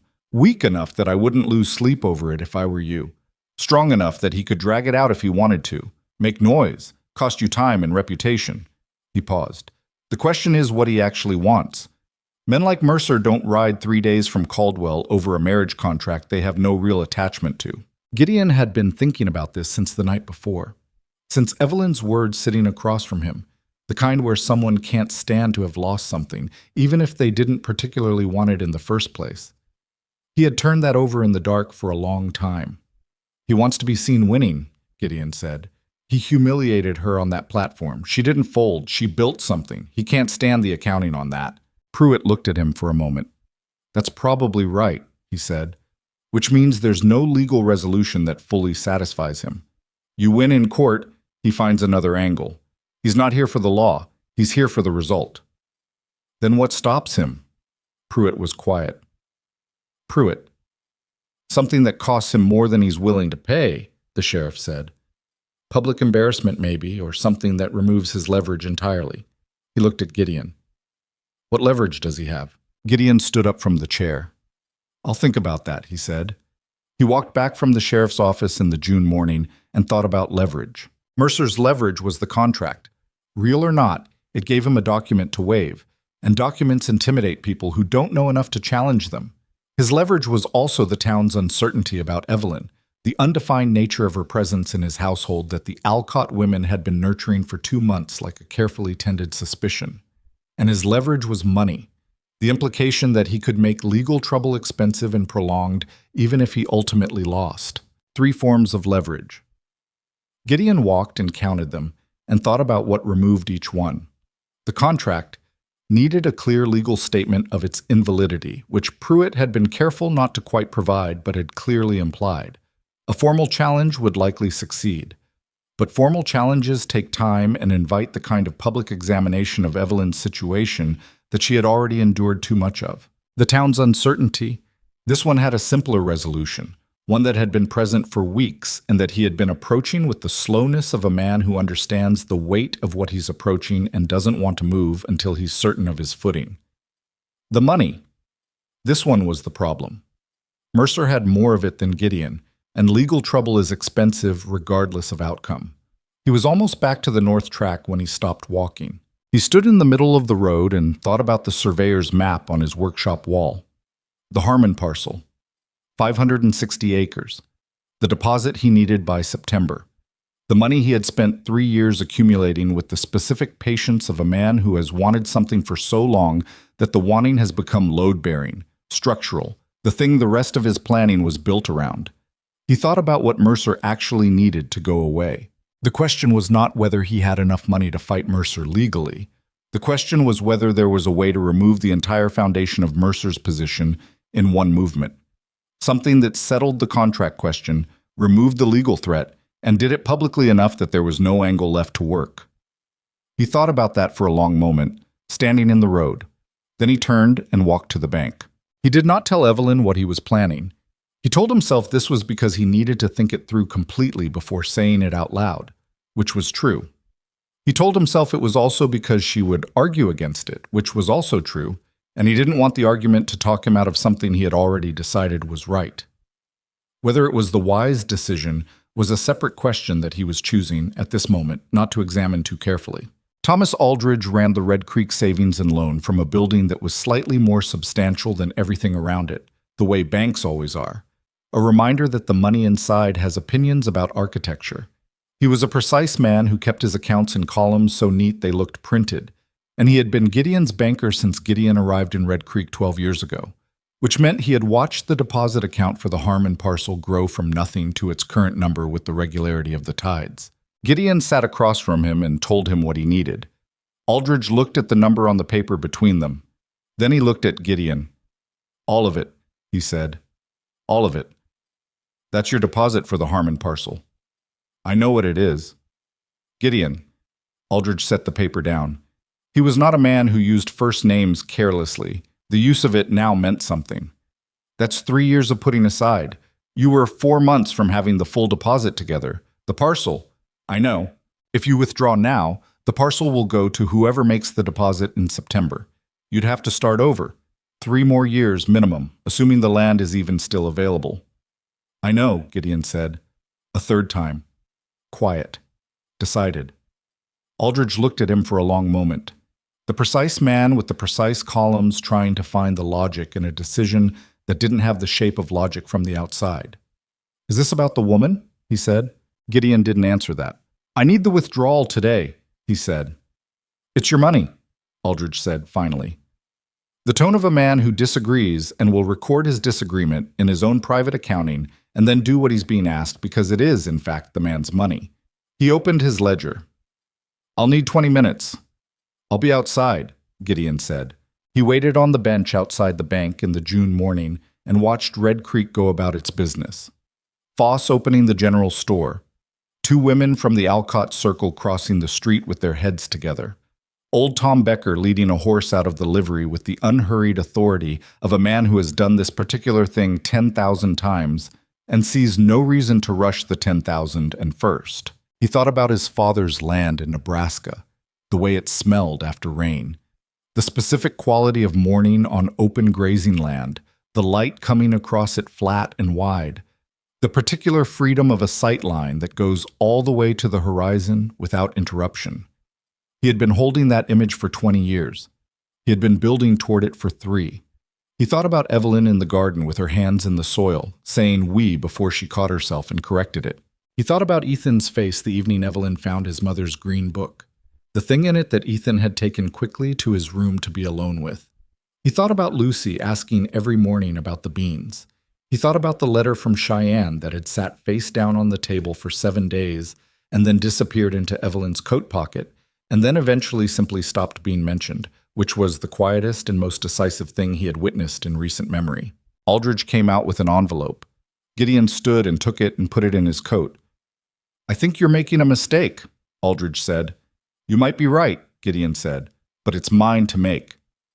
He walked to the Mercer house. The hotel was the second largest building in Red Creek, which in this town meant it had 2 stories and curtains in the windows and a dining room that served 3 meals a day to travelers and locals who could afford the prices, which were Mercer prices, and reflected his opinion of his own establishment. Gideon had been inside it professionally twice, the shelving job last month, a window repair the previous year, and he knew its layout well enough to find the front desk without looking like he was finding the front desk. The clerk told him that Mr. Mercer was in the dining room. He was. Sitting at the center table, not the best window table, not the corner table, but the center, where you can see the room and be seen by it, with a cup of coffee and the expression of a man who has decided to be seen, being unhurried and comfortable and in his correct position. When Gideon walked in, Mercer looked up and something moved in the clear brown eyes. Not alarm. More the expression of a chess player who sees the board change unexpectedly. Brooks, he said. Pleasant. Controlled. A man who has been expecting a version of this moment and has prepared for it. Gideon sat down across from him without being invited. I'm going to speak directly, Gideon said. Please, Mercer said, with the tone of someone extending generosity. You have a contract that you believe gives you some claim on Evelyn Hart. Whatever the actual legal weight of it is, and he saw the slight flicker in Mercer's face at the implication that it had been assessed. You intend to use it as leverage, community pressure, implication of scandal, the suggestion of legal action without the actual commitment to legal action, because the actual commitment would require a judge to look at what you actually have. Mercer said nothing. He was listening with the stillness of someone who has decided to let the other person define the terms first. I'm not going to fight you in court, Gideon said, not because I think you'd win, because the fight itself is the point for you. It gives you something to do in this town, gives people something to look at, makes her position uncertain for as long as it runs. He put the envelope on the table. This is your compensation. Mercer looked at the envelope. Count it, Gideon said. Mercer picked it up and looked inside. He counted it. Gideon watched him do it and watched the calculation run behind the clear brown eyes. The number, what it meant, what it cost, what it bought. This is significant, Mercer said, carefully. Yes, Gideon said. It's everything I had set aside for the deposit on a land purchase. It took me 3 years to accumulate it. He said it simply, not for effect, but because the fact of it was relevant. I'm giving it to you because it removes every legal excuse you have. It's fair compensation for any legitimate costs associated with the original contract. It's more than fair, and it is absolutely the last money you will ever see from me or from anyone connected to me. Mercer looked at him. The calculation continued. This doesn't change what She is not part of this transaction, Gideon said. His voice stayed even. He had decided before he came in that the voice would stay even. You never had a claim on her. A contract brokered without her knowledge of your involvement for a marriage she was told was with someone else does not create ownership. She is not property. She never was. I'm not suggesting. Yes, you are, Gideon said. That's exactly what you've been suggesting since you rode into town. The paper gives you something to waive. It gives you the language of rights and claims and legal remedies. But what you're describing is a woman who should do what you want because you have a piece of paper, and that is... He stopped himself, chose the next words. That's not how this works. The dining room was not full, but it was not empty either. A couple at the window table. The clerk who had found reasons to stay near the doorway. A man at the counter with his back turned but in the precise posture of someone listening intently. Mercer was aware of this. Gideon was aware that he was aware. You're making a scene, Mercer said, quiet. I'm having a direct conversation, Gideon said. If it's uncomfortable to have it where people can hear, that's information about the conversation. A silence. Mercer looked at the envelope again. The money inside it that Gideon had spent 3 years saving and 30 minutes deciding to give away. Something moved through Mercer's face that was more complicated than Gideon had expected. Not just calculation, but something underneath the calculation. Something that might have been, in a different man, shame. You're doing this for her, Mercer said. Yes, Gideon said. You've known her 2 months. About that. Mercer looked at him with something that was trying to be contempt and not quite managing it. And you're giving up your land purchase? Yes. That's... Mercer stopped. Probably not the smartest financial decision I've ever made, Gideon said. I'm aware. The man at the counter had turned around. The couple at the window had given up pretending to look out the window. The clerk in the doorway was making no effort at all. Mercer sat with the envelope and the fact of what had just happened and the audience that had witnessed it, and Gideon watched him understand the position he was now in, the money in his hand, which was a resolution, and the room around him, which had seen a man give up 3 years of savings on behalf of a woman Calvin Mercer had left on a train platform, and the specific arithmetic of public opinion that was now doing something Mercer had not planned for. He had come to Red Creek to be seen winning. The room was not watching someone win. Mercer put the envelope in his coat. His face had gone to a careful neutral that cost him something to maintain. We're settled then, he said. We're settled, Gideon said. He stood. He looked at Calvin Mercer one more time, at the well-dressed man with the clear brown eyes and the legal paper and the pride that had carried him 3 days' ride to reclaim something he'd thrown away. And he said quietly, so that only Mercer heard it, You left her on a platform with nowhere to go. In front of a crowd. She didn't fall apart. She didn't beg. She picked up her suitcase and she walked. He paused. I thought you should know what you walked away from. He left the dining room. The main street met him with its ordinary June business. The sunlight on the uneven planks. The distant sound of the livery, a wagon going slowly toward the north road. He stood on the boardwalk outside the Mercer house and breathed the outside air and felt the specific weight of a decision that cannot be undecided. The Harmon parcel. September. 560 acres of land with water access that would now belong to someone else. He stood with that. Across the street, he noticed that 3 people who had been on the boardwalk when he entered the hotel were still there, in the approximate positions of people who had not moved because they were waiting to see how something came out. Tom Becker was one of them. Mrs. Holt was another. The third was a young man he recognized as one of Foss's counter clerks, who would make sure the story was in 12 kitchens by evening. Tom Becker met his eyes and nodded once, the nod of a man who has seen something he respects and is recording it. Gideon nodded back and walked toward the north road. He was most of the way home before he heard the horse behind him, faster than a casual pace, gaining on him with purpose. He turned. It was Evelyn. She was on the borrowed mare he kept for practical use, writing with the directness of someone who learned on a working farm and doesn't have time for ceremony about it. She pulled up beside him and looked down at him, and her face was doing several things at once. The complexity of someone who has received news secondhand and is sorting through what it means and what she is allowed to feel about it. "Mrs. Holt sent her boy to the cabin," she said. "I thought she might. She told me what you did." A pause. "Gideon." "It's done," he said. Not dismissive, just factual. She got down from the horse. She was not graceful about it. Her skirt caught, and she had to yank it free, and the landing was practical rather than elegant. And then she was standing in front of him on the north road in the June afternoon, with the pine forest on both sides and the sky enormous above them. "The ranch deposit," she said. "Yes." 3 years. "Yes." "I didn't ask you to do that," she said. There was something rough in the words, not anger, but the texture of someone who has been a burden before and has spent years learning not to be one. "No," he said. "You didn't." "Then why?"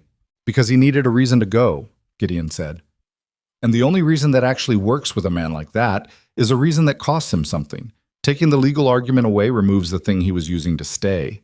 He paused. "And because it was the right thing to do and I could do it, so I did." She looked at him. Her eyes were dry but working at it. "You gave up your land," she said. "I'll get other land," he said. He said it with the specific tone of someone who is not certain of this and knows it and is saying it anyway because the alternative framing is not useful. She was quiet for a moment. The pine trees moved above them in the light wind. "I'll pay you back," she said. "It'll take time, but I'll pay back every dollar." "You don't have to do that." "Yes, I do." The words came out with a firmness that left no room for argument. "You don't get to do something like that and then tell me I don't have to account for it. That's not how this works. I will pay you back." He looked at her, the firmness in her face, the same quality he had first seen on the train platform when she'd said, "I see," to Douglas Carlyle, and turned and walked away. The quality that was not hardness, but was something harder to come by than hardness, which was dignity that has been tested and held. "All right," he said. "When you can." "When I can," she said. They stood on the road. The horses moved slightly, and the forest held its position, and the sky continued its indifference. There was something between them that had been building for weeks in the way of the garden, incrementally, from apparently unpromising ground, at its own pace and not available for hurrying. "I need to tell you something," Gideon said. She waited. He looked at the road ahead and then at her and decided, as he always decided with the things that mattered, to say it directly rather than dress it up. "I don't want you to leave," he said. "I've been thinking about how to say that for a while in a way that isn't unfair to you, given your situation, given that you came here for something else and it didn't turn out. But I think not saying it is also unfair in its own way. So," he stopped. "I don't want you to leave. The children don't want you to leave, though Ethan would rather eat the woodpile than say it, and He paused. "I've been coming home earlier. I don't think I was aware of it for a while. Then I was aware of it and pretended I wasn't." He looked at her steadily. "I'm aware of it." She was very still. "I know I'm not the situation you planned," he said. "I know there are parts of this that are complicated and parts of me that are," he chose the word carefully, "not easy. I know I close up in places and I leave things unsaid past the point where they should have been said. My wife used to tell me that I could have a whole conversation in my head and then be genuinely confused why the other person didn't know how it ended." Something moved in Evelyn's face. "She sounds like she knew you well," she said. Quiet. Not a threat to the moment. A fact offered honestly. "She did," he said, "and He stopped again. The stopping was not uncertainty. It was the same precision he used on the joints of wood, the care for the thing fitting together correctly. "I am not trying to replace that. I would not ask you to step into a shape someone else left. I'm saying that what I feel when you're in the room is different from what I feel when you're not in the room, and what I feel when you're in the room is considerably better, and I am 43 days away from September, and I have just given away my land deposit, and I would like—" He stopped a third time. "What?" she said. "I would like to know if what I'm telling you means anything to you," he said, "or if it's just something I needed to say." The June afternoon held very still. Evelyn looked at him, at the careful face, the gray-green eyes, The man who had stepped forward on a train platform 2 months ago to ask a practical question on behalf of a stranger, who had shown her a room with a sticky latch and fixed the latch without being asked, who had handed her coffee without ceremony at 5 in the morning and said these are good about her biscuits with the specific sincerity of someone who is not comfortable with compliments and gives them only when they're unavoidably true. It means something, she said. He let out a breath. Small, barely perceptible. The breath of a man who has been holding something carefully for a long time. Okay, he said. I'm not ready to name all of it yet, she said. I want to say that honestly. I don't move quickly with things like this. I've had one plan fall apart already, and I'm still finding my footing, and I don't want to... She stopped. I don't want to say more than I know yet. That's fair, he said. Immediately. Without any sign of disappointment that she could read, which she thought was either very controlled or very genuine, and she was increasingly certain it was the latter. But it means something, she said again, making sure he had it. It means something, he repeated. They stood another moment, then she looked at the road. We should get back, she said. Lucy will have opinions about what's in the garden and no one to tell them to. She'll tell Ethan, he said. Ethan does not receive them with appropriate enthusiasm. No, he agreed. He doesn't. She gathered the mare's reins. He walked beside her on the north road, through the pines, through the afternoon light that was going golden the way Wyoming afternoons do in June, extravagant with it, pouring it over everything without discrimination. The cabin appeared through the trees at the clearing's edge, the garden behind it, its rows visible from the track. The woodpile Ethan had been working on, neater than it had been, the specific neatness of a boy learning to take pride in a thing. The porch with its fixed third step, the window with its fixed latch. Lucy appeared at the door before they had fully reached it, with the timing of a child who has been watching the track for arrivals. There are 5 beans, she announced. I told you there were 5. You told me possibly 5, Evelyn said. I knew it was 5, Lucy said, with the authority of someone revising the record. Ethan appeared behind her in the doorway, assessed the situation, and said, Did something happen in town? He said it to his father, but he was looking at Evelyn. Some things got settled, Gideon said. Ethan looked at him for a moment, then back at Evelyn, reading both of them with the particular acuity of 11-year-olds who have learned to watch adults for information that adults think they're not providing. Good, he said, and went back inside. Lucy had already moved on to the beans and was providing a detailed update that did not require responses. Evelyn stood on the porch, the fixed porch, the third step solid underfoot, and looked at the clearing, the pines at its edges, the sky above them going toward evening. The afternoon was cooling. Somewhere further north, she thought, 12 miles up a road she hadn't traveled yet, there was 560 acres of land with water access that would go to someone else in September. She thought about that. She thought about what Gideon had said on the road, and what she had said back, and the specific shape of the thing that had been named without being fully named yet, like a room you've been standing in the doorway of and have finally, 1 foot at a time, begun to enter. Lucy was still talking. The garden had 5 beans. Inside, the fire in the main room was still carrying its warmth from the morning's build, the cabin holding it the way a good-built thing holds what it's meant to hold. She went inside to start supper. Calvin Mercer left Red Creek on a Thursday morning, 3 days after the dining room conversation that the town had been quietly discussing ever since. He left early, before the main street was fully awake, which was its own kind of answer about the conversation he did not want to have with anyone on his way out.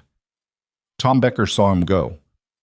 Tom Becker saw most things that moved through the livery at dawn, and by mid-morning the information had reached Mrs. Holt, and by noon it had reached the cabin on the north edge of town through Lucy, who had heard it from the baker's daughter at her Tuesday lesson, and delivered it with the matter-of-fact certainty of someone reporting established fact.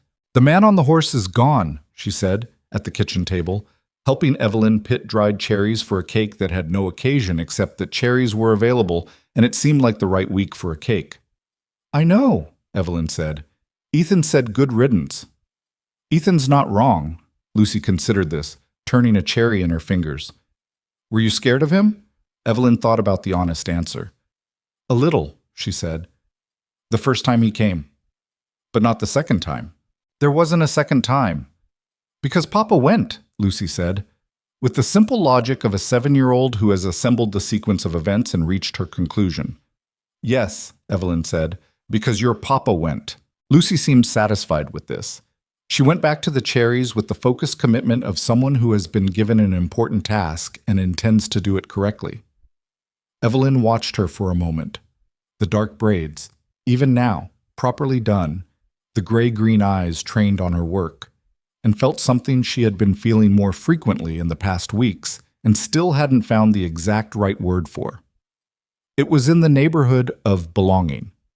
It was also something more careful than that, more earned, because belonging you haven't earned is just proximity, and she knew the difference. The summer settled in around them in the particular way of Wyoming summers, which are brilliant and brief and seem to know it. The garden produced beyond the 5 beans. It produced with the specific enthusiasm of soil that has been properly turned and fed after years of neglect, as though it had been waiting for someone to pay it appropriate attention. Tomatoes, more beans. The greens she had planted in the first cool weeks that came in fast and had to be eaten before they bolted in the heat. Gideon said, one evening in July, looking at the dinner she had built almost entirely from what was growing 20 feet from the back door, that he had not eaten this well since his wife was alive. He said it simply, not as a comparison that diminished either woman, but as a fact about quality and care.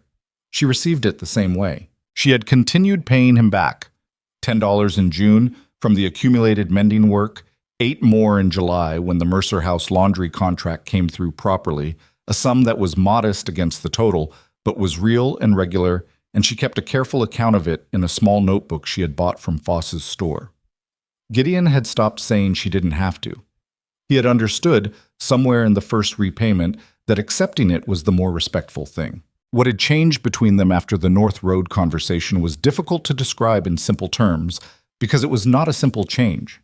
Nothing had been declared, no formal terms renegotiated, but the distance that had been in the room with them, the careful management of proximity, the particular vigilance of 2 people who are aware of each other's presence in a way that requires active handling, that had eased. They sat closer at the table in the evenings. He told her things about his day without waiting for her to ask. She told him about the mending work, the conversations with Mrs. Holt, the small intelligence gathering about the town that she had become quietly good at, and he listened with the full attention of someone who considers what you are saying worth considering. Once he reached across the table to show her something in his account books, a calculation he was working through, and his hand was near hers for a moment, not touching, and neither of them moved away, and neither of them mentioned it, and the evening continued. Small things. Accumulating. It was Ethan who finally broke the arrangement open, in the way that children sometimes do, not because they intend to, but because they are less willing than adults to sustain a fiction indefinitely when the truth is sitting right there. It was a Sunday in August. Evelyn had been in the cabin for just over 3 months. The summer was beginning to show its first hints of retreat, the evenings coming darker a little sooner, the mornings carrying a new quality of cool that was not yet autumn but was thinking about it. Gideon had gone to look at a job across town, a fence repair that a neighboring property owner had been after him to assess. Lucy was napping, which she still did on Sundays and would deny if asked. Ethan was at the kitchen table with a piece of paper and a problem that was not school-related. She could tell by the way he was approaching it, with more frustration and more investment than schoolwork produced in him. She sat down across from him with her mending and worked in silence for a while, which was the correct approach. Ethan opened like a door that swings inward. If you pushed, it closed. If you waited, it eventually moved on its own. After 10 minutes, he said, "If someone wanted to give something to somebody, how do they know what to give?" She looked up. He was staring at his paper. "Depends on the person," she said. "What do they like? What do they need? What would they not get for themselves?" He chewed on this. "What if you don't know them that well yet?" "Yet," she said. He glanced up, caught. He looked back at his paper. "There's a girl at the lessons," he said, in the tone of someone providing information they are not emotionally attached to. "Clara Becker, Tom Becker's granddaughter." "I know Clara," Evelyn said. "She seems sharp. She's very smart," he said, with the careful delivery of someone who has practiced that sentence for casualness and not quite achieved it. She doesn't know She probably doesn't notice." Evelyn returned to her mending. She notices, she said. He looked up sharply. How do you know? Because I've seen how she watches you when you're doing your figures, she said. She checks her answers against yours. She doesn't do that with anyone else. Ethan was very still. For the gift, Evelyn said, not looking up from her work. Something she can use, something that shows you paid attention to what she cares about. Not something expensive, something considered. Those land differently. He was quiet for a long time, then. She draws maps. She draws them in the margins of her lesson papers. Not real maps, just invented places. Then find her a proper blank journal, Evelyn said. One with good paper for the maps. He looked at his own paper. That's good, he said, in the tone of someone surprised by the quality of the advice. I had some practice being 11, she said. He almost smiled. She saw the corner of it and looked back at her mending before he could notice her noticing.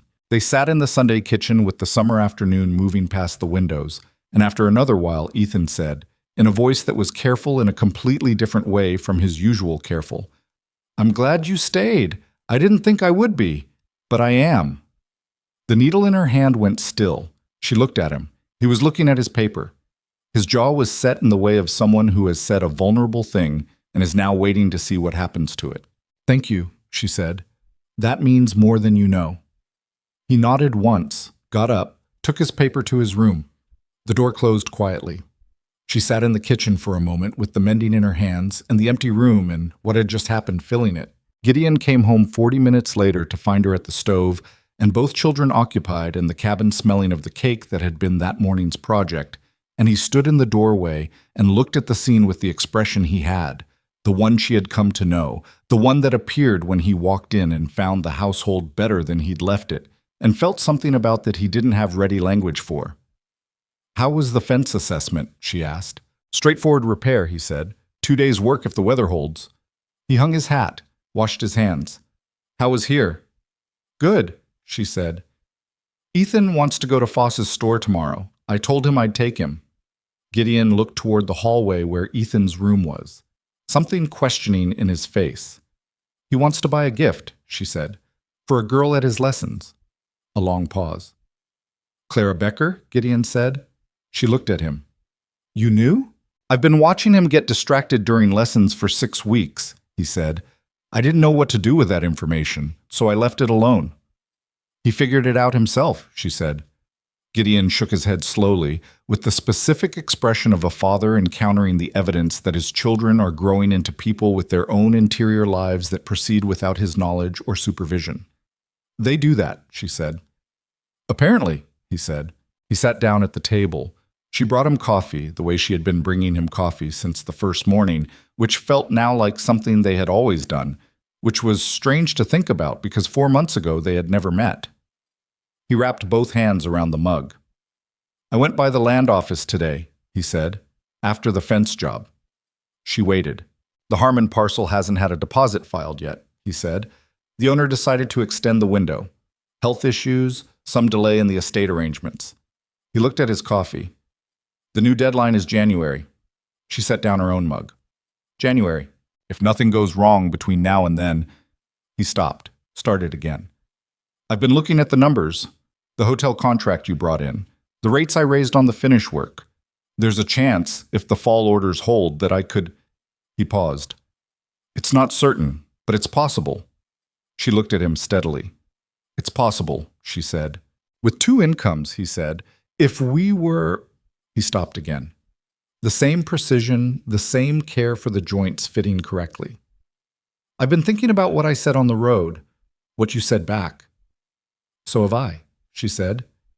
And she looked at her hands around the coffee mug, at the small scar on her left forearm from the scythe when she was 16, at the calluses that had been there since she was old enough to work and had never entirely gone away, at the hands of a woman who had been practical her entire life and had spent 4 months learning that practical and emotional are not opposites, that sometimes the most practical thing and the thing your heart is asking for are exactly the same thing, and you have been treating them as separate problems when they were always one.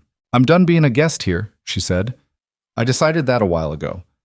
I just wasn't sure what the alternative was called. He looked up from his coffee. I know what it's called now, she said. The kitchen was very quiet. From Lucy's room, the particular silence of a child who is theoretically napping and may or may not be asleep. From Ethan's room, the soft sound of a pencil on paper, drawing or writing or working out something that required private space. I'm not easy, Gideon said. He said it as a warning and a fact simultaneously. I've been told, she told me, that I make people feel like they have to earn things I should just give freely, that I close doors without knowing I've closed them. I know, she said. I've been on the other side of some of those doors. And you're still here. And I'm still here, she said. He was quiet for a moment, then, I'd like to do this properly. If that's something you want, a real proposal, not a practical arrangement, not a temporary situation with an undefined future. He looked at her directly. I want to marry you, because I want to, not because the town thinks I should, not because it solves a problem, because you fixed the porch step before I asked, and you found the green book, and you told my son what to give the girl he likes, and you stayed when you had somewhere else to go. He paused. And because the room feels different when you're in it. I said that before. I'm saying it again because it's still true. She looked at him. The honest face. The careful man who had walked into a bank and withdrawn 3 years of savings because it was the right thing to do, and he could do it. Who had said I'm getting there in a garden at the end of May, and had, in fact, gotten there. Yes, she said. He let out a breath. She had heard that breath once before, on the North Road, and she knew it now for what it was. The sound of a man releasing something he has been holding for a long time. Okay, he said. Okay, she said.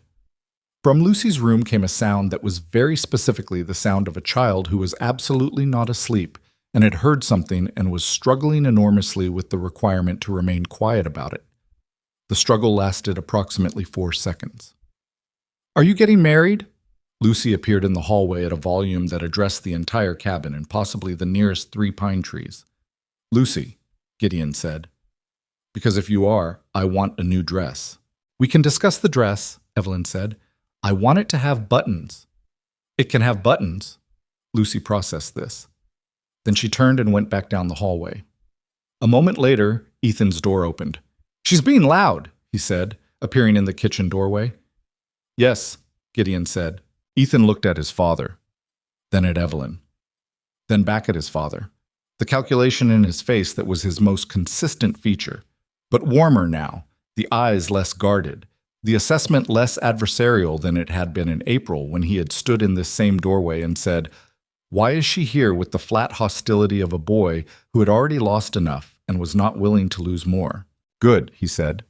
For the second time in an afternoon, with the same economy of a person who says what they mean and nothing extra. He went back to his room, the door closed. Gideon looked at Evelyn across the kitchen table. They've known longer than we have, she said. Probably, he said. The wedding was 3 weeks later, on a Saturday in early September, at the Alcott house, because Margaret Alcott had reversed her position entirely once the situation became official, and had, in the particular fashion of community women who transfer their energy wholesale from one position to another, become its most enthusiastic organizational force. Evelyn allowed this because Margaret meant well, and because fighting it would have cost more than the result was worth, and because she had come to understand that Red Creek's investments in its own community stories, even the ones that had been tiresome when aimed at her, came from the same root as its capacity for loyalty and care, and you could not cleanly separate them. Mrs. Holt stood through the ceremony with the composed expression of a woman whose private predictions have been confirmed and who is too dignified to say so. Tom Becker sat in the back row and nodded occasionally at nothing in particular, the nod of a man at peace with how things turned out. Lucy wore a dress with buttons. She counted them twice during the ceremony and reported to Ethan afterward that there were 11, which she considered excellent. Ethan stood beside his father at the front of the room and was present in the full sense of the word. Not performed presence, not the careful presence of someone maintaining their position, but the real kind. The kind that shows up when a person has genuinely decided something. When Evelyn stood beside Gideon and they said the words that made the thing official, she was aware of how little this moment resembled the one she had planned in Ohio, the one she had built a 2,000-mile journey around. The man was different. The circumstances were entirely different. She was different in the ways that 3 years of difficulty and 4 months of finding her footing in a place that wasn't supposed to be her place had made her different. She thought briefly of the train platform, the suitcase, the $43, the poor, pathetic things she had heard and had chosen not to become. Then Gideon was looking at her the way he looked at her, direct, steady, without performance. And the platform was a long time ago. The September deadline for the Harmon parcel passed 11 days after the wedding, with Gideon's deposit filed 2 days prior. The numbers having held from the summer's work and 2 incomes and the specific arithmetic of a household that had learned to be efficient without being joyless. The full purchase was 2 years out yet, but the land was theirs in the essential sense, claimed, committed to, waiting. 12 miles north, 560 acres sat with its water access and its grazing land, and its mornings that she had not seen yet, but was beginning to imagine. She had a habit now of asking Gideon to describe it, the specific topography, where the creek ran, which direction the sunrise hit it first. He described it with the careful precision he brought to things he loved, and she listened and built the image from his words, and it became something shared before either of them had stood on it together. That was how things worked, she had learned. You built them together before they were real, and then you went and made them real, and the building was never wasted even when the reality came out different than the image. The cabin was warm through September. The garden went to its autumn state. The last tomatoes, the beans finished, the soil ready to be put to bed for winter. She turned it the way she had turned it in the spring, alone then and not alone now, Ethan working beside her without being asked while Lucy provided supervisory commentary from the porch steps. One evening in October, with the fire built up against the first real cold of the season and the children in bed and the account books on the table between them showing numbers that were tight but manageable, Gideon said, "I keep thinking about what I said to Mercer in the hotel." She looked up from her mending. "That you knew what you were worth," he said. "That's what I meant to tell him. That's what I should have said instead of what I did say." She was quiet for a moment. "What did you say?" she asked. She had been told the version Tom Becker had reconstructed from the witness in the counter, which was detailed but possibly not complete. "That he should know what he walked away from," Gideon said. "Which is true, but it's not—" He paused. It made it about him. What he lost. "I was thinking about you, but the words came out about him." She looked at him. The fire spoke quietly. Outside, the October wind was starting the long conversation with the pines that would last until spring. "It doesn't matter what you said to him," she said. "What mattered was that you went." "Still," he said. He looked at the table. "You should hear it straight.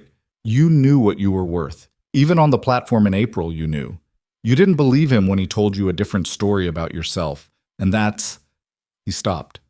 The careful word choosing. "That's not a small thing. Most people believe the worst version eventually. You didn't." She sat with that. She sat. It wasn't entirely true. She had believed it, in the dark of the storage room on the first night, looking at her mother's photograph with $43 and nowhere to go. She had believed it, and she had sat with it, and she had gotten up before dawn and made biscuits because doing something was the only way she knew to argue back against the part of her that wanted to agree with what Calvin Mercer and Douglas Carlyle and the whispering woman on the platform had implied about her value. But she understood what Gideon was giving her in the saying of it, and she was not going to pick it apart. "Thank you," she said. He nodded, returned to his books. The fire continued. The wind and the pines carried on their seasonal argument. Somewhere in the cabin, in the room that had been a storage room and still had a window with a latch that required a specific combination, lift, twist, but that no one needed to demonstrate anymore because everyone who mattered knew how it worked. Somewhere in that room, there was still a worn suitcase at the back of the closet. She had thought, at some point over the summer, about unpacking it completely, about putting the contents into drawers and onto shelves and releasing the suitcase to whatever secondary use an empty suitcase could be put to. She had decided to leave it, not because she was planning to leave. She was not planning to leave. She had made her decision about that on a north road in June with the pine trees on both sides and the specific weight of a man's honesty asking her to answer honestly back, and she did not revisit that decision. She left the suitcase because it was true, because it was the object that had carried her 2,000 miles to a platform where everything fell apart, and then sat under a rope bed in a cold storage room while she figured out what to build from the pieces, and was still there as a record of the whole sequence. Not a warning, not a wound, but a fact. The fact of where she had been and what she had come through. She thought her mother would have understood that. The woman in the photograph from 1871 who had also spent her life rebuilding. Who had also made peace with circumstances that weren't the plan. Some lessons you receive from the living, and some you receive from what the living left behind. And either way, you carry them forward into the life you're actually living, which is never the life you fully planned, but is the one you have. And what you do with it is the only question that ever really matters. Red Creek was not what she had imagined when she read the advertisement in the back of a regional gazette in Denton Falls, Ohio, with her cousin Margaret's handwriting in the margin. Evelyn, what about this? It was something she couldn't have imagined, which was not the same as something less. The fire burned. Gideon closed his account books with the sound of a man satisfied by the numbers, or at least at peace with them, and looked across the table at her. She looked back. Outside, the frontier night stretched itself over the territory the way it always had. Enormous, cold, indifferent to specific human arrangements and the specific human feelings that accompanied them. And inside the cabin at the north edge of Red Creek, the warmth held. It had been built carefully, from imperfect materials, by people who were themselves imperfect and had stopped pretending otherwise. That was enough. In the end, it was more than enough.